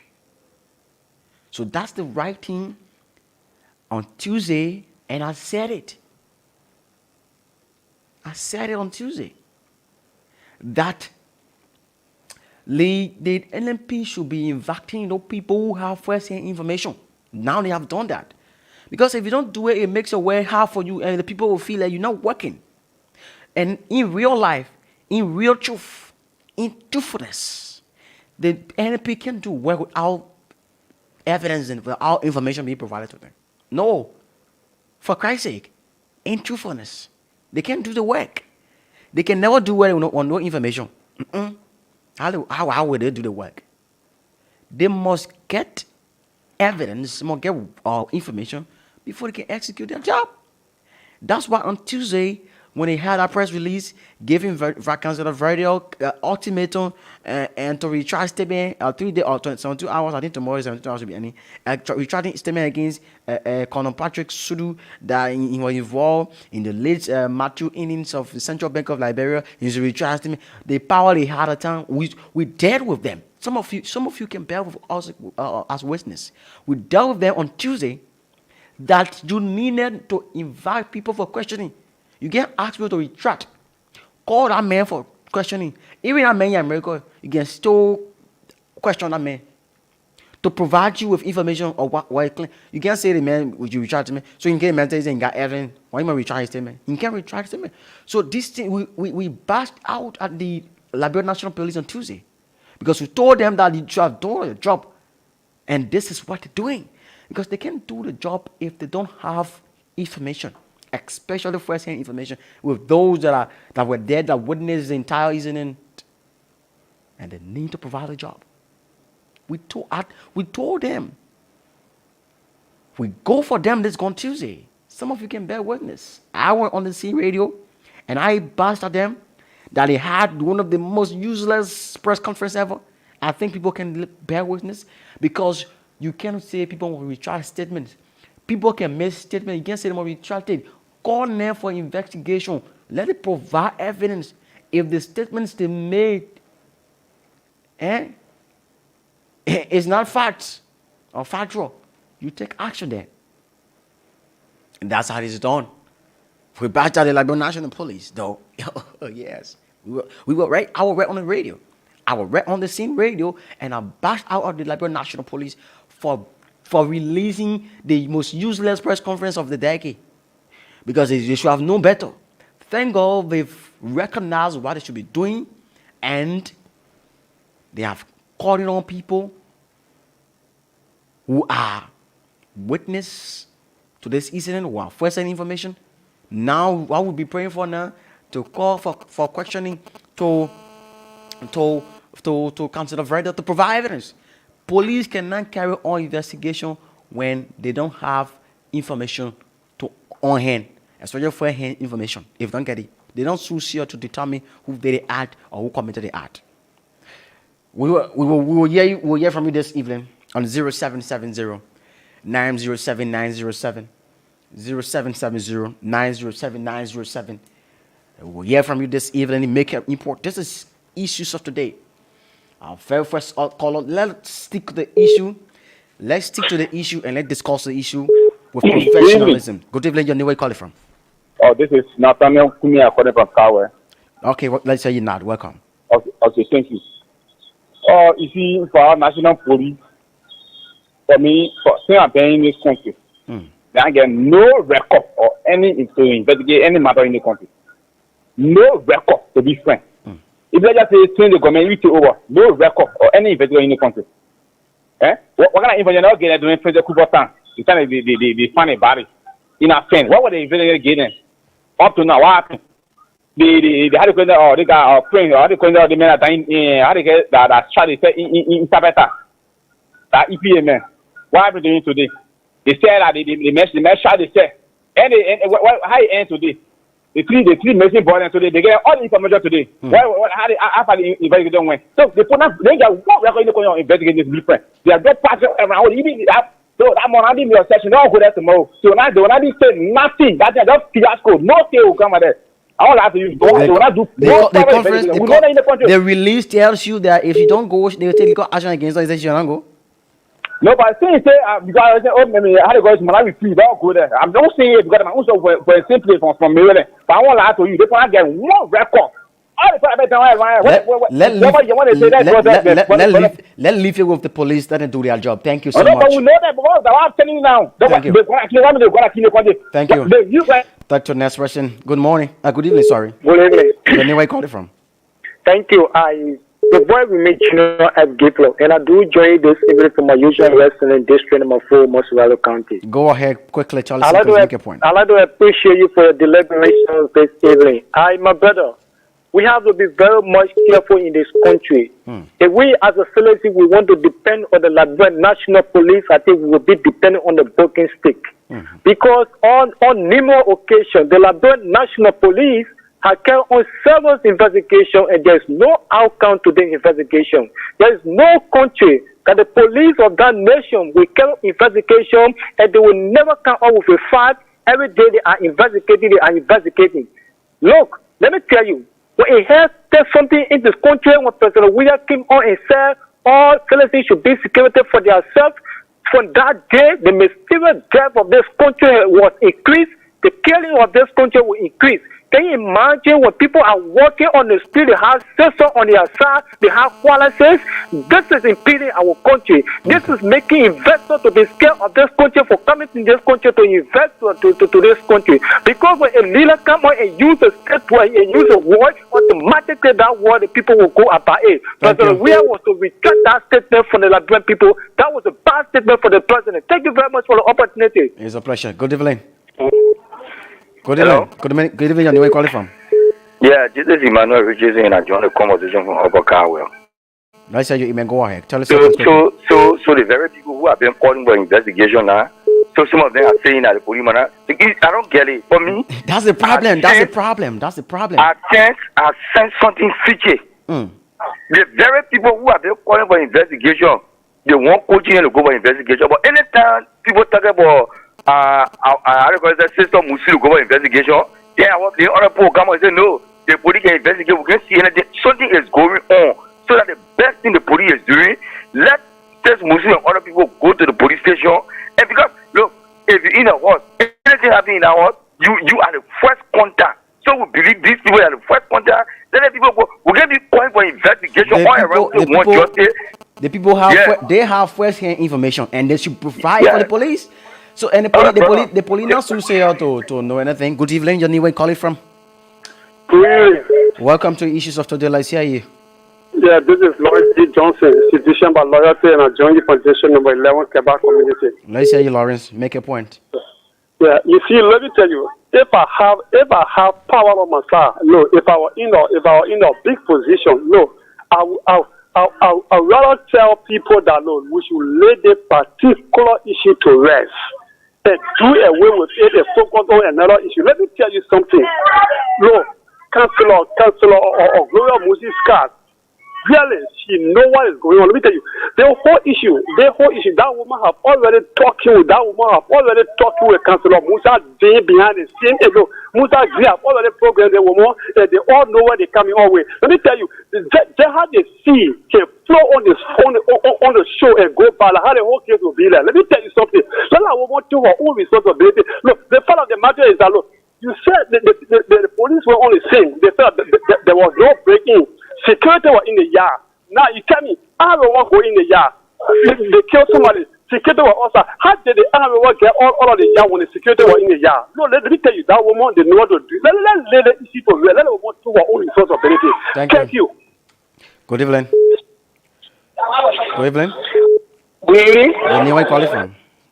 Yeah, seeking the first Liberia. They first a church in now according to subscriber time. Let's hear you make a point. Yeah, thank you very much, my brothers. Just tonight, I'm not actually listening to Sebu Sharif, but I know Sebu actually listening to the show. My brothers, last night, I think I was listening to some of your sister radio stations, and the investigation team that actually setting up a particular incident, and we have some of our criticals, that brother them in the diaspora, and they are getting information from my brother every day and every night. Look, there's particular issue, you will follow it and we will see the end. And that investigation of what the guys were talking about last time on your sister radio station last night, it was like even the kitchen knife that they use in our house. That is not all night never just in us in the bigger hand. The nerve was right in the same kitchen knife. And then the security guards were in the power house. But the whole house is actually stood up. Last time I see, the security here, the son, and they started walking going in the house. But then the guy who just visited the Oma, Madam Mususa, and I think he said that she is one of the uncle. Okay. You see me? Okay. Then the person says, yo, Yakuba security, no problem. The security came back and started in the power house. And then when they heard the sound again, the person continued crying. And then the security person said, what's going on? And last time the person who said the security person, Yakuba, no problem. The person said again that, that's honorable. Look, let the people who will follow the investigation. Okay. So, thank you. Actually, it will damage all tomorrow. Thank you, my brother. Thank you. Thank you. Good evening. Yeah, good evening. Your name, where you calling us from? This is Charles Cooper. I call from Carisburg. Carisburg, let's hear you, Charlie. Yeah, thank you for the show. You see, my brother, I don't want to speak particularly about the issue about the death of this girl. But what I want to say in general to all of our Liberian people is that we, the Liberian people, we have lost trust in the police. And you see, one of the reasons why these things are happening is that we have not learned to professionalize our various sectors or systems. So let me tell you, my brother, so all the people have lost trust. The police have lost the trust of the people. They like see all of this rumor mongering. People do not believe the system because the way our system has worked over time, the system has failed us. So we do not believe in the system. Because let me tell you, crime can happen all over. But in our country, when this thing happen, my brother, you will hear investigation continue. And at the end, it will continue up to infinity or judgment day. So because the way the government has presented ourselves over time, the people have lost complete trust in the governance system or in our various system. And it's sad for us. And one of the things in solving this government, so long you have a partisan police inspector general, my brother, there will always be politics when it comes to the police operation. Okay. Because if you take a partisan police and make it police inspector general, my brother, there will always be politics. Even if the police try to be professional, so what party should remain in that position? People are attaching to a party because if a political party, which is a ruling party, that's why you have try to get neutral, even though nobody is neutral 100%. But try to get people who are neutral, who are not aligning with any political party to serve in the key position. These are strategic positions. You get the parties that put in, you put in there, my brother. People pay. Thank you. Even I got a police where my brother. So that party remain in that position. The government do a best of while people will still sitting. Because you know our country is political time also. Thank you. Good evening. Hello. Good evening. Your name, where you calling from? Sheku, how are you, man? This is Gibson G. Sekou is not here today. Good evening. Gibson, how you doing? I'm okay. Thanks for asking. How yourself? This is Mr. Wilson. I'm calling you from Central Monrovia. Okay, Mr. Wilson. Let's hear you. Thank you for this.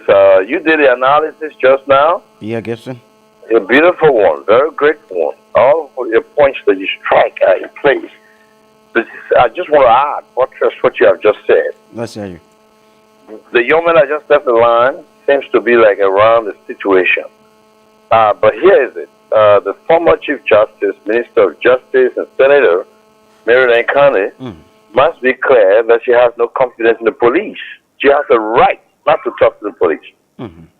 Because if it is clear that this report, this police was alerted 2 days before this incident, and where are they? Who are they to come and ask for information? But all she has to do, look, I do not have confidence in this police. Definitely, and no one going to force her to Then do the so. public will know why she's not speaking. Because if she remains silent, then of course a lot of suspicious, Erased opinions will, yes. So she has to do that. She knows the law. She knows what is. She has the right to say I cannot speak to them because of lack of trust in them. And then she can propose the set of system of who she's willing to speak to. That is an obligation on her to do so. Okay. I think my position towards your analysis and the facts here. All these people names that were called as to what they have done, what they didn't do, they're not above the law. Nobody's we above the masterize people. We make people look like masters, and when they start exploring, they will cry in their hands. Who are these names? Who are these people? They are nothing.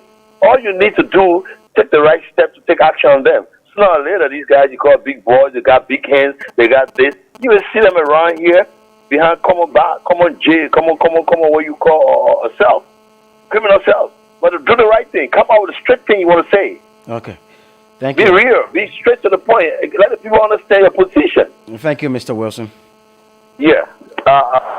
Good evening. Good evening. Okay. Let me get this message from line 2. Good evening. Good evening. Your name, where you calling from? Thank you very much. Let me get good evening to the hardworking family of the fourth of Liberia family. Okay. And good evening also to the fat-fatted or workaholic CEO of the fourth of Liberia, or Sekou Sheriff. Let's say, my brother. For the recognition, I'm Poker Robert, and I joined you from a comfortable residence on the Capital Bypass. And I'm very humble. I'm exceedingly humble, and also preferred gratified to be on one of the bigger platform about this time. Thank you for the fascinating topic of discussion also. But let me be very emphatically. Yeah, I want to be very emphatically on my point when it comes to the issue about the former Chief Justice. First of all, let me say my condolences to the PV family, and we regret the situation. We call for John to guard the family and cover the family. At least they can be okay in the kind of trouble time. But let me say this: you see the thing they call Liberia is different from Liberia. If Liberia got you angry for the sake of Liberia, or if you get fed with Liberia, I just put in like or aspect that if you fed with Liberia, or if you get any kind of ego against any Liberia, but for the sake of Liberia, allow that ego to go away. Not by using that ego against the state, and you say using it against like your fellow Liberian. That's what happening. That's what happening. The opposition not doing justice to Liberia. They're not doing justice to the country that they always agitating they say they leg. Liberia comes first. In anything that will get this case appointment or even the call it or this coming way. These issues are happy. People coming them by line to territory, they have no one simple 1% evidence to the issue they don't have it. But because of petty hate, they are malign people carry to Google people carry to it wrong. To stop this. Okay, Bokar, thank you. Wrong. Thank you so much, Poker. Let me conclude. Let me conclude my statement. Do that quickly. Now, the Senate mayor are open inside the investigation, and all of them are the Senate mayor for day. For somebody to accuse you of money, and you open inside the water, and even other money that the level of person that have been taken, a matter of most, why is it proof? And the 5,000 around the money for the people to be on the book. So people are making the kind of brief allegation. Some of them said yeah, and some of them said the ball. Let the security muster the courage to call evidence. And one of the person that would be very, very okay in the kind of the family was very at that scene. They saw the individual. They know what the individual are purple, like khaki, like green. Then they come and have the with investigation. Okay. Thank you. One of the child must stay away, the family must stay away. Then they bring themselves to post. Looking at this, you're looking. Thank you so much, Poker. We appreciate. Good evening. Good evening. Your name, How where you calling? doing, my brother? I'm okay. Thanks for asking. Your name, where you calling us from? This is Emmanuel Smith. Okay, let's hear your chief. Make your point. I'm phoning on District 6. Okay, let's You hear know, you. I listen to you and I listen to some of your callers. But there's an issue in the press release. I don't know whether it is a press release that you read from the police.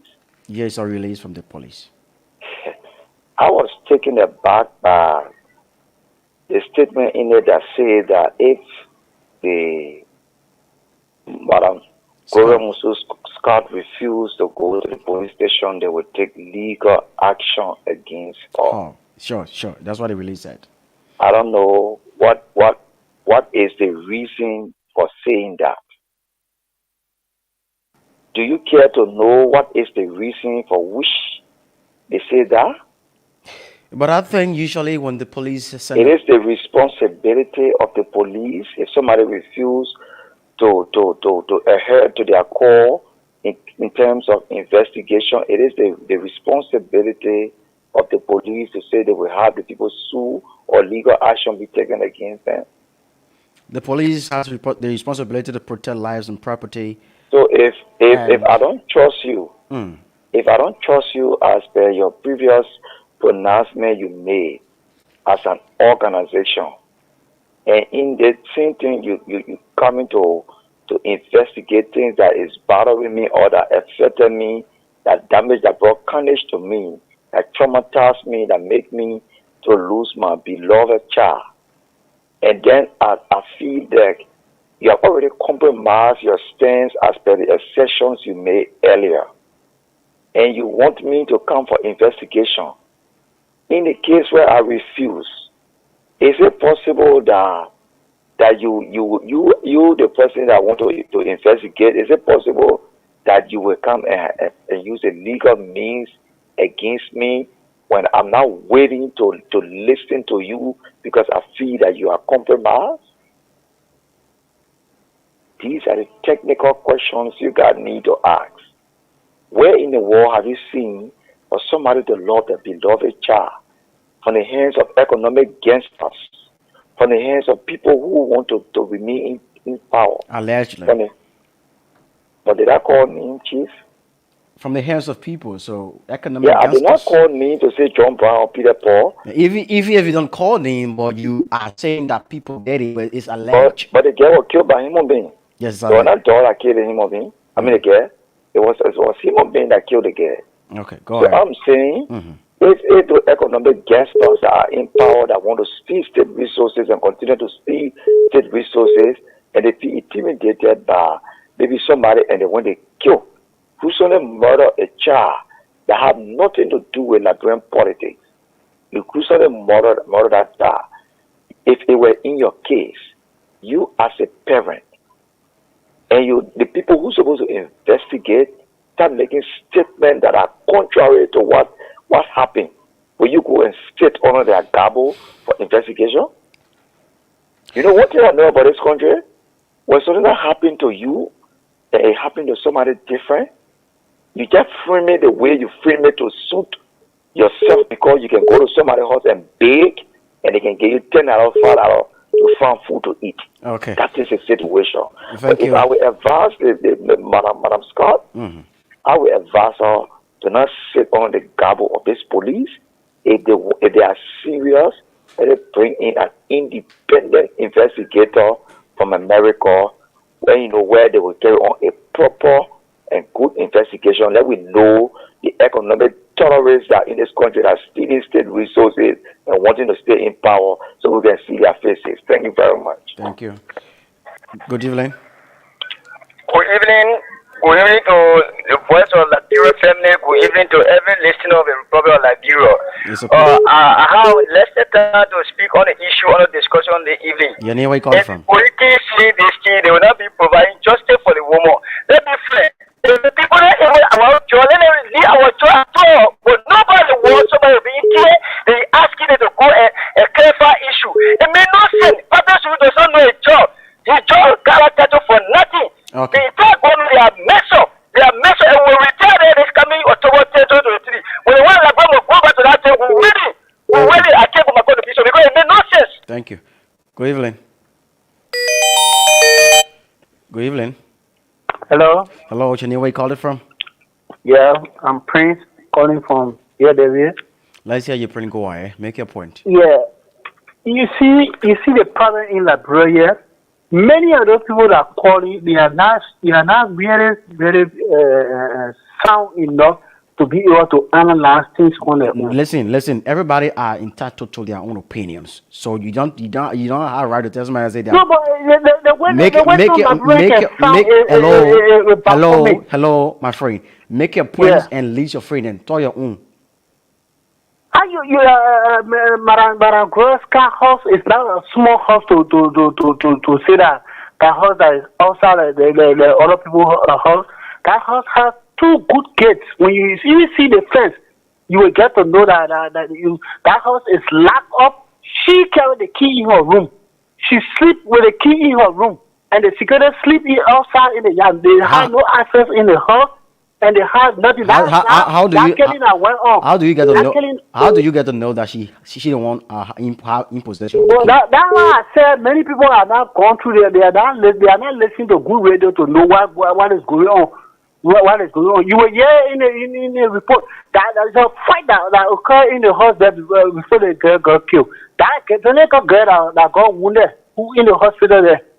When you listen to the investigation that will go on the report, you will hear it. Okay. You will hear it. Madam Scott knows exactly who killed the girl in the house there. Nobody had access to the house there. There was no brokerage. How will you spray someone with pepper spray and then the person get ulcer? Pepper spray remain in the eye. Okay. Thank you. Good evening. Yeah, good evening, yes, man. Yeah, so where you call it from? My name is Vanny from my calling from Vardan. Let's hear you, Vanny. Yeah, the player I'm just sitting thinking if this was just an ordinary pricing, how this case going to be like?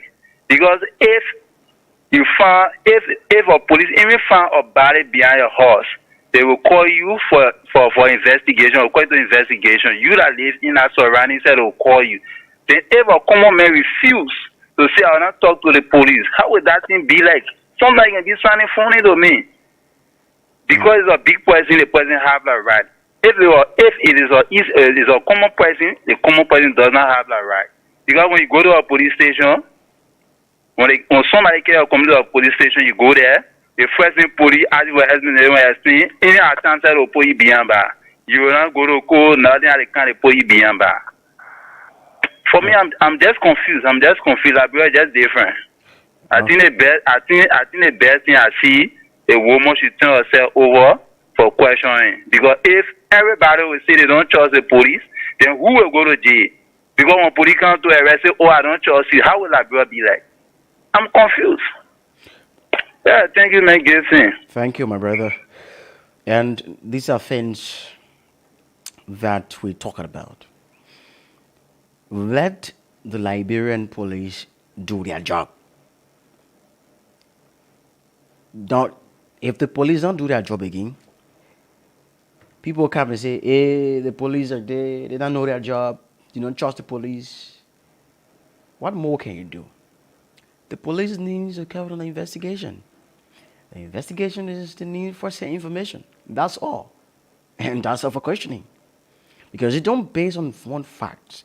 Like one of the callers here, Mr. Wilson, that speak out. You got the right. You have that duty to say, that right to say, I don't want to speak with the police. I don't trust them. Nobody gonna fight you and force you to speak with the police because you already know, say, and you believe that the police are not trusted anymore. And you know, so let's get your point. 0770 907 907 0880 907 907 0880 907 907 0770 907 907. These are the two numbers to call this evening and be a part of the program Issues of Today. Good evening. Hello. Good evening. Yeah, good evening. Your name, where you calling from?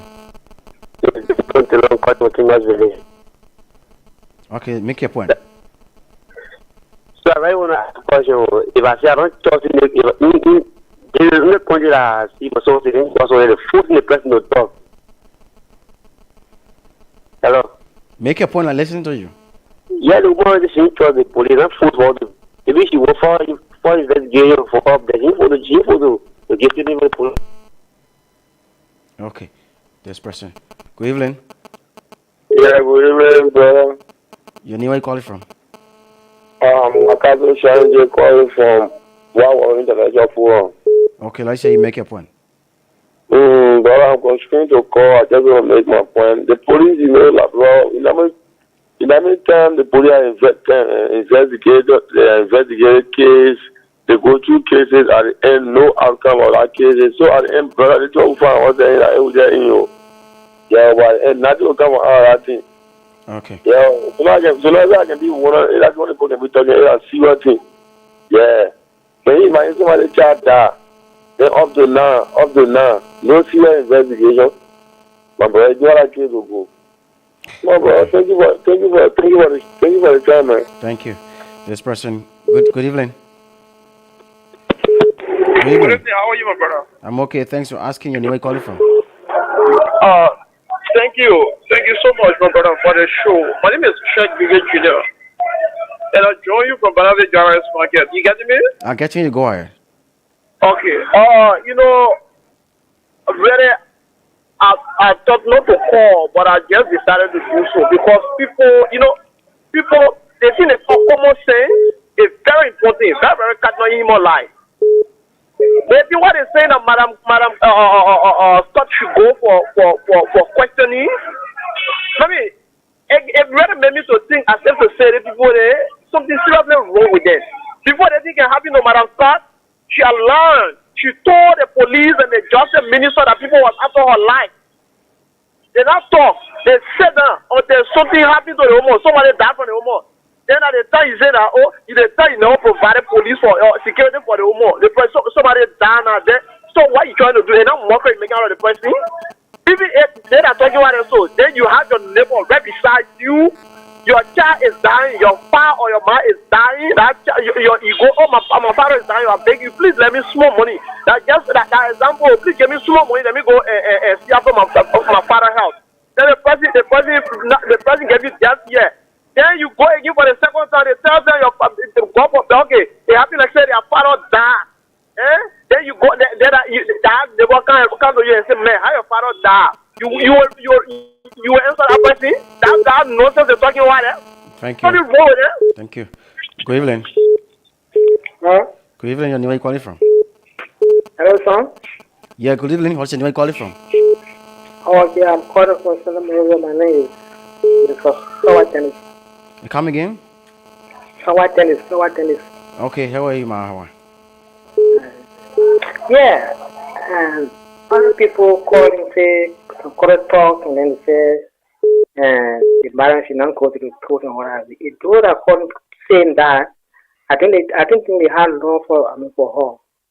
But whenever anyone have an accident like that in a house, you are a poor person, that if you were forced to go, or they will be leaving your house, they will go to a place and then so you can stay at boy, you will go back home. But some people are saying that they shouldn't go there and what have you. So it means that they don't have law for her. What is what is saying? So some of the Liberians we have here, they are not fair. It's not fair. So thank you for your show, man. Thank you so much. Good evening. Good evening. You know where you calling For from? the second time, this is Alfonso Kamara for the second time. Please have to So be. I really want to ask a question. Is it a change that we voted for 2017 for the people to be getting all massively, the richest getting job all over the country? I don't think there's a change that I voted for because I always say, I'm 33 years, going to 34 years, sit up there in Liberia as a citizen of this country. I never see bad governance like this in this country as compared to the government. All the men love the country, all the men, they want to kill the people, so the men not love this country. One love, change the way to get president for 2018, all the richest getting everything that going on, the men don't speak, the men don't know the job. Let you do justice for that people and leave the job. You don't know the job. You don't know the job. People are getting irritated too much in this country. People are getting irritated. I'm paying for my contribution. Thank you. Good evening. Yeah, good evening. You know where you calling from? Yeah, my name is Mr. J. Proxy Theory. I'm calling from Orange Grove District, Grand Bouncers County. Nice to meet you this evening. Yeah, I think the councilor need to go to the police investigation because the death of a daughter is not happening outside. I think it's happening in a fan, a 45 fan. And if anything happened that she got to go for the police to establish case, how it happened. And because another job or something, so other people saying she had nowhere to go to the police, she been lying. Oh, this will happen to me. Someone can be intentionally doing something to themselves and be calling for help or something just to fool the public. So the councilor need to go to the police to establish the case. Okay. Yes. Because if she not go there, I believe so strongly, I believe the blood will be on her own hand. She need to be seriously questioned as to how her daughter got killed in her own fan that is completely fortified and security all around. So other people saying that she will not go there. I think they're not doing better for the country and herself. So that's my contribution to that. Thank you. Good evening. Hello? Yeah, hello. Good evening. You know where you calling from? Good evening. You know where you calling us from? This is Charlie calling to play for me, country. Let's hear you. Yeah, thank you for the topic on the discussion this evening. I called to just express my feeling because you got other caller when people call they make their info, they will just come and be black here the person. I hate to say they put money in the person food to talk. You leave the person that you say what you want to say. You don't have to control the person. You are the one that control your show. So it's always good to listen to other people's view. Thank you this evening. Thank you. Good evening. Hello. Good evening. Hello, you know where you calling from? I'm Malone calling from the Duboro community. Okay, let's hear you. Yeah, with the issue of the councilor daughter death. So my own contribution to this show is that the councilor has to go to the police. All the people who say that the police they are not there, they are not trusted, they are not trustful. That the same police have been protected from the day to get to know that will be a police. So that the councilor go and explain herself to the people better so that we all can hearing and know as to how really it happened. Because she has security in her fence and her fence was very locked up. So we know how really it happened. So we have a year for her. So we the public can know how the whole case started. I'm not going to contribution to the show. Thank you, my brother. Thank you, ma'am. Good evening. Good evening. How you doing, sir? I'm okay. Thanks for asking. Your name, where you calling us from? I don't want anything I do join from the borough of Lukuta. Okay, let's hear you make your point. First, let me extend my deepest condolence to our mother, Madam Gloria Mususkat. I listened to their analysis, the basis that he just made, and then there's a lot of things. And Mr. Wilson said something to also that I listened. One of the things I want to ask is, when the things happened, this woman made a statement first, and this police misquoted the woman first. And they are the same people again calling on the woman to kind of make second statement. Just I want for people to look at that. The woman provide a statement, and then the people when they said everything in contrary to the statement the woman gave, then they stay calling upon the woman. People are saying the woman gave her own child, do all her things. The question is, the woman was running as a senator for Maryland County. We did not hear anything bad in our county. The woman ruled all nothing, like noise, like that thing more. And then she left Maryland, she came to Morovia, she became chief justice of the country. The woman is already old, retired now before she want to kill somebody then do so. What kind of job she need again? So we thank Liberian people how they see it, maybe because the woman they saw Maryland, that why they treating her like that. So thank you. Thank you. Thank you. Good evening.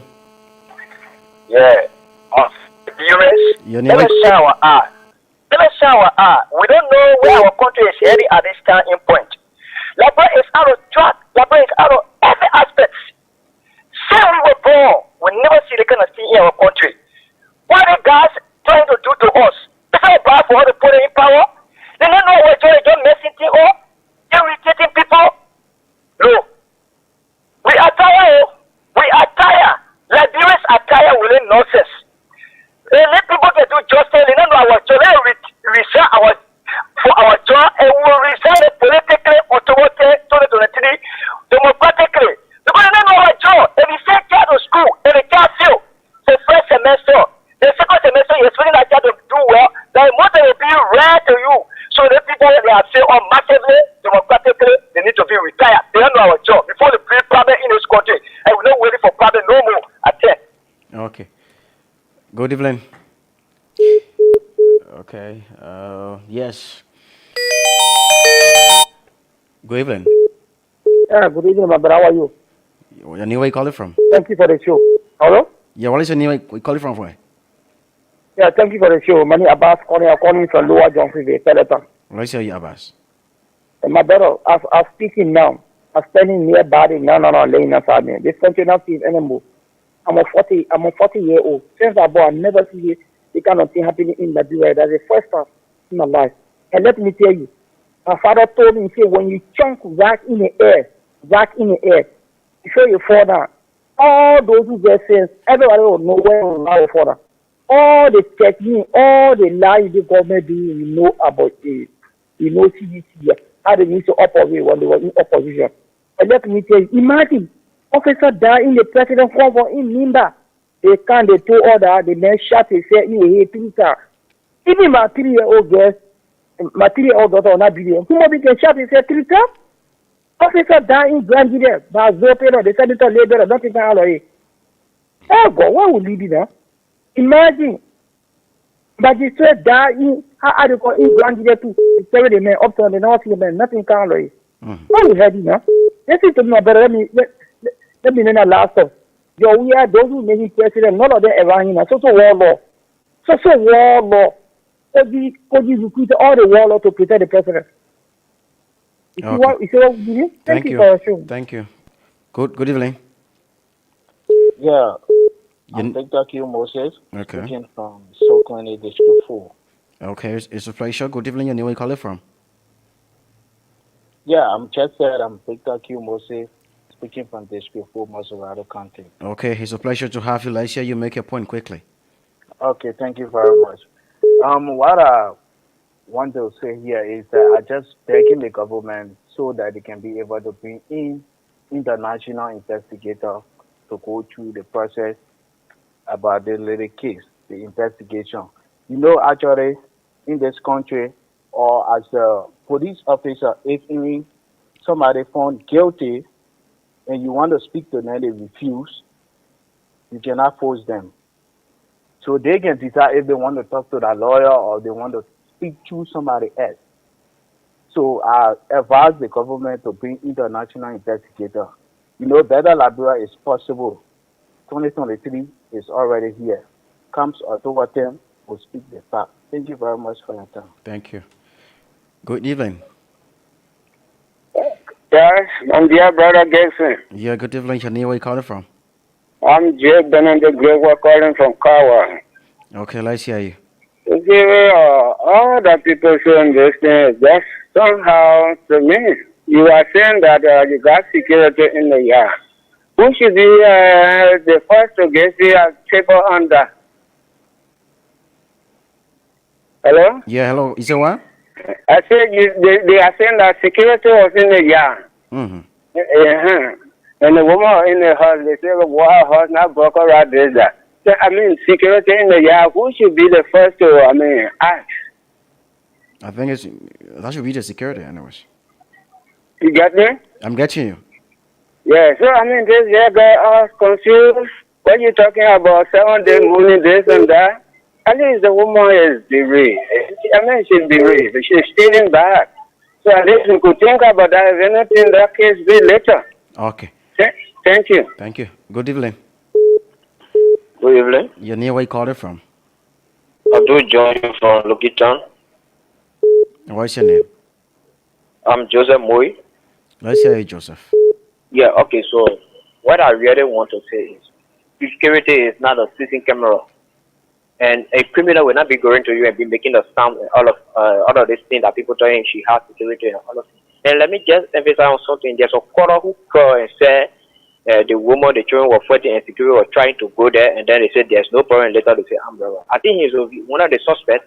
Should be one of the persons that police have to call to get more information because he was present. Let him be able to go and receive the 10,000 and get all the referral news because he's a man who already got the news already. He should not be called. Let him go to the police to get the information because he spoke to somebody who was on the scene. So this guy is good, and other guy just go he start saying that I just forgetting his statement, but I will get to it later. So thank you. We have already found somebody who were there when they were doing all of it, or maybe he got somebody who gave him factual information. Then I come on and say and start making people to be taken. So thank you. Thank you. Good evening. Yeah, good evening. Your name, where you call it from? Yeah, I'm able to see you. Let's hear you go quickly. Make your point. Let's hear you. Good evening. Okay. Good evening. Hello. Please walk away from your monitor, please. You can't be say they think continue now. We can sing song with the thing every time. Call. Good evening. Yeah, how are you, sir? I'm okay. Thanks for asking. You know where you calling from? Okay. 0770907907. This person. Good evening.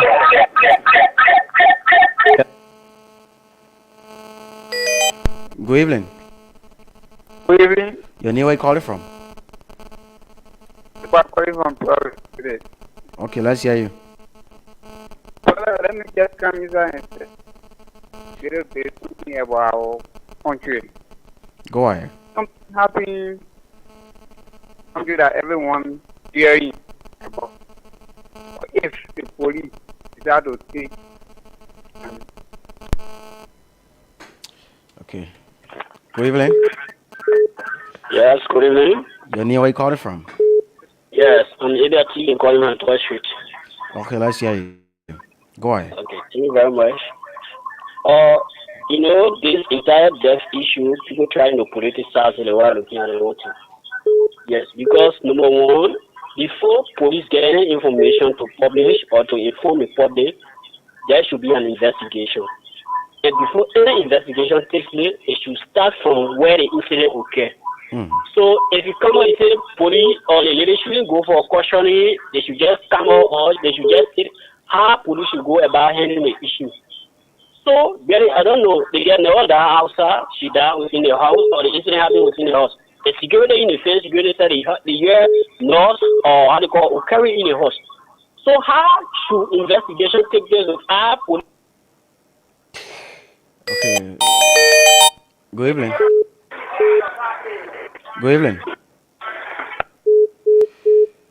Okay, keep the calls coming. 0770907907. Good evening. Good evening, Gibson, your name, where you call it from? Calling from Bogota, Tuesday. Okay, let's hear you. Thank you for the show today. I'm very, very confused in the country we live in now. This is Gibson G. We are living in fear because investigation has still no outcome. The investigation will never bring the woman back to life. Officer Adi Grangida, Alexander say no result. Electoral magistrate for the by election district number 1, Grangida County, after do not go missing.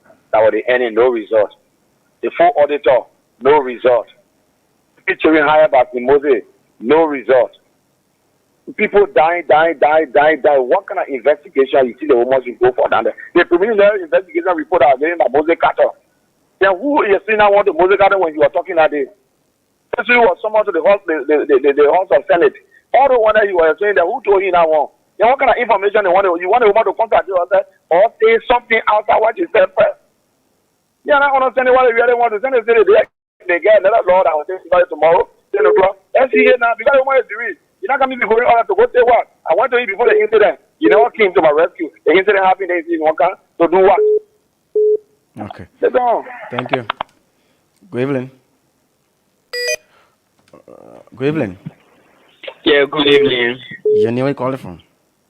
This is Mark Wayne. So actually, what happened is there's no need of investigation. All you need to do is to just go for that particular people. You just bring them to the house, put them in jail, they will confess their sins. Rather than you be saying all sorts of things. You guys just go for those people and then put them in jail, because that's investigation. It is a good thing that you can take your own time, but people calling, giving their ideas, you just see it as something that's a waste of time. You just go for that woman. If she don't want to come, that's government now. You can bring them anyhow you want to bring them. Bring them anyhow. Kill them if they don't want to come. Okay. Thank you. Good evening. Good evening. Shania, where you calling from? Thank you. This is Evangelist Otis Call. Do join you from GS Road this evening. Let's hear you, Evangelist. Go ahead. Thank you for the program. But you see, it's so saddening, it's so disappointing, to see how our country is being divided because of bitterness that continue to exist among Liberians. Liberians should know that if one Liberian is hurt, every Liberian in this country, they are hurt. And the government also should know that, look, government, you are the head of the country. Mm-hmm. Now, even it may not be you that orchestrated, probably the attack on the councillor or whosoever for that matter. But once you don't exhibit that particular, let's say, expectation that Liberian people would expect, from the security to do proper investigation, at the end of the day, it fall back on you. You may not be the one that's doing it. It may be people who probably orchestrating that. But the fact of the matter that you will, want to just do the case certain way, it throw backlash to you that you are the one that's doing that. Okay? And it would not be good for your government on the basis that people who may want to come to your country for other business investment purposes, definitely they will be afraid. Mm-hmm. So that's why if anything happens, your government, you go straight into it, make sure you plug into the matter and do proper investigation to get to the bottom of the whole situation. And Liberia, brother, we need to reconcile. This bitterness we created ourselves, it's bad for us, it's bad for us because the new generation, they very fast in picking what is happening. They're picking it up very fast, and you see people reciprocating the attitude of bitterness. Oh, they man, they want to do this. And if we don't do something, government, they think it rests on your shoulder. If you don't do something in the next year to come, Liberia is progressing gradually to places like Somalia, Afghanistan, and we see ourselves going in that direction. So I'm begging Liberia, we are all Liberian in a single country that we fall under one government with one purpose. So let's stop all these kind of things. Thank you. Thank you. Good evening. Good evening. Hello. Hello, can you where you calling from? Yeah, I'm Abraham. I'm calling from people. Okay, let's hear you. Yeah. I'm probably engaging a woman. The council, I will go for. Let's go to the police. I agree to go to the police for investigation. We got to respect the law. We got to respect the law. Okay. Let's go to the police for investigation. Okay. We all know that we are here, but let's go. Let's agree and go. Thank you. Okay. Good evening. Hello. Yeah, hello, am I right? This is Gibson. You know where you call it from? Okay, Gibson. This is Mr. Dwyer calling from Rayfi. Okay, let's hear you, Mr. Dore. Make a point. Okay, people are missing something here. It is the responsibility of the police to protect each in this country. Now, this honorable woman went to the police, lodged a complaint that her horse was burglarized, and it was the responsibility of the police to go to that house, begin to conduct investigation to know where this criminal passed before entering the house. That was not done. They left everything and nobody went there. Up to the time now, somebody died before they say they're going to provide security. So what are we saying? So it is the right of the woman to either refuse or going to answer to the police. Thank you. That is my point. Thank you so much. And that's why we to consider. She can decide to go and not to go. Good evening. Good evening, my brother. How are you? I'm okay. Thanks for asking. And where you called it from? What? I've been struggling to get it. Thank God at least somebody I was able to be picker. Okay. This is Dr. Louis. I do join you from Grand Data in District 2. Okay, Adolfo, welcome to the program. Let's hear you. What I want to say, my deepest condolences to Madam Kura Mususka. And I say sorry in our Liberian English to her. But my brother, let me tell you this. The country belongs to every one of us. And what is going on, we all need to pushing together to see the root cause of some of these problems. Now, some people now using this bereavement of this woman who her daughter died and she is increasing. Some people using it as a means to campaign to keep job. We are all 20, 23 or 20. It is not what necessary at this time. What I really want to say is that they cared that died. There was not one person that was laying down in the hall and then was died and then wrote a letter saying they died at Jefferson Kuti killing me. Someone for have made the allegation against Jefferson that he masterminded they killed him through one of his officers. And the person is a living body. Why the person can be called upon in any country the air to prove this, that everyone in the country will know exactly what is going on, whether it is a government or so that this thing was done by Jefferson Kuti. Other taking it, we all are hurt because of the mysterious death of people. For equally someone be able to handle these things professionally to know exactly what's going on. It could be somebody from the other side say, let me do it, come anyway for. Let me tell you, give you this short story if I can leave it, my brother. Once more we're living with people, the one that was living with, somebody that was to take care of the food in the jar. So we were there when our God food, the food that they keep, we go, we see it, we eat it, and when we eat it, it clean, we go on that guy. And they were flacking because you need money food. So we all are here, but let us be able to handle some of the issue professionally. We all know the rule of it. We've been using it, say, or to what we keep job, we are, or they need the person that die. They have it up, but we use it as a means to get political or influence. Thank you for having me on your show, my brother. It's a pleasure. Good evening. Good evening, sir. How are you? You know where you called it from? Yes, I do join you from Bonneville. Let's hear you.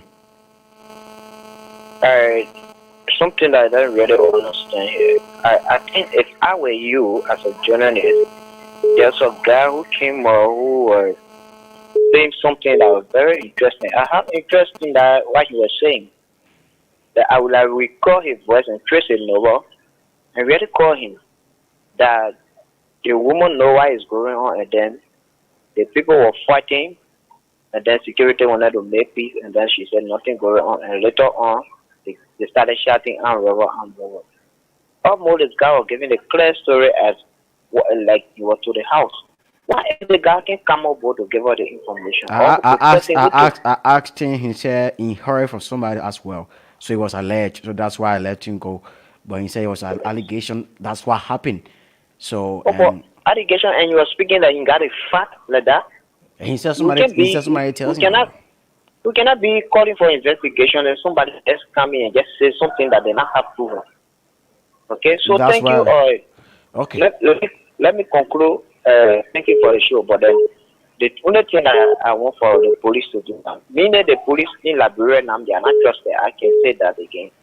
Reason being that if you common motorcycle, if you are riding motorcycle and then you reach certain place where police arrest you, you will be there. Another person reach there. When another person reach there, they will just because they look at their position, they will let them go and they will still hold your bike, detain you because you not get money, you not get any position. Okay. So police are people that are carrying the country backward. Thank you. Thank you, my brother, and thanks for your contribution as well. We'll take 2 calls and we'll wrap up this one and another. Good evening. Yes, sir. Yeah, good evening. Where you calling from? You cut me off. I'll try. Yes, I didn't call you off. I think it was the internet. Go ahead quickly. 30 seconds, please. Okay, thank you. The fellow who called and started making all kinds of claims. I mean, never say unless your soul was told or you were told. The guy said, explaining his stuff as to me. They put him on in which they have him at top house. So the best thing here is you are a journalist and you are recording every one of us. The best thing here is just play and then recording and you will know exactly what the guy said. I'm listening to you and I'm listening to almost all of the callers. Okay. We'll do the findings. We'll get it recorded. We'll do the findings. And thank you so much. Because I mean, that's just what you. The next thing is stop. Okay. Thank you. Yeah. Okay. Thank you so much. This person will be our last caller. Good evening. You are our last and lucky caller. Yeah, how you doing, dear? I'm okay. Thanks for I'm asking. Sis Marie calling from Brazil. Okay, Sis Marie. Let's hear you. Good evening. Sometimes I get confused in this country, my dear brother. Things happen, they say police should come investigate. Police investigate again. Police not investigate. Police might investigate again on another problem. Sometimes I don't understand. Police do the work. They say police will do the work. I'm telling you, my dear, if this gender country were going to happen to somebody or some member of people of honor or person that other people again, the same people are calling saying they might get able to investigate. They might get able to investigate. When you come to say, oh, let the person go. Let the person go. Let the person will go. The person in even advanced country, my dear brother. If that's lady, so they will have to be happy in the house. The first group of people that get being investigated for investigation is the people that are in the house. Even the great America, even the great America, even mother can cry for what to what. They will tell us to go and investigate her. They will tell us to go investigate her. So it's not a bad thing. We are all eating.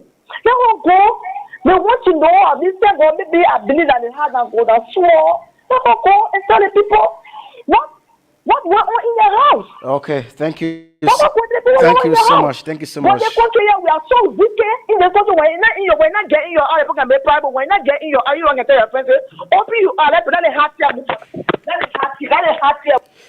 Okay, so thank you so much. We are now accepting any call again. We're so sorry we can't accept the calls. We have our news coming out at exact 9 o'clock, and we can accept no call again. Please, we're not accepting calls again. We want to say thank you to all of you for calling. This is the problem that we continue to raise, right? It is the time. At first, when the news broke, people said, what was the Liberia National Police doing? Now, as the Liberia National Police are calling for investigation, you say you don't trust the national. If you don't trust the police, you will not call like Nigeria police force who can't do the thing. Let the police handle this case. This case is different from other cases. Let the police do their job because it's necessary to do. They are the people that should be doing the job. So allow the police, and again, the counselor got options. She got option to accept the call of the police or to reject the call. She can say, I don't have confidence in the police and no trust in them. Nobody can force her. That's all right. She has a right to know who she speak to and who she not to speak to. So we'll talk about this thing like, let the woman go. For me, I'm saying it. We can't be saying people like this. Let the woman go, right? And let she answer question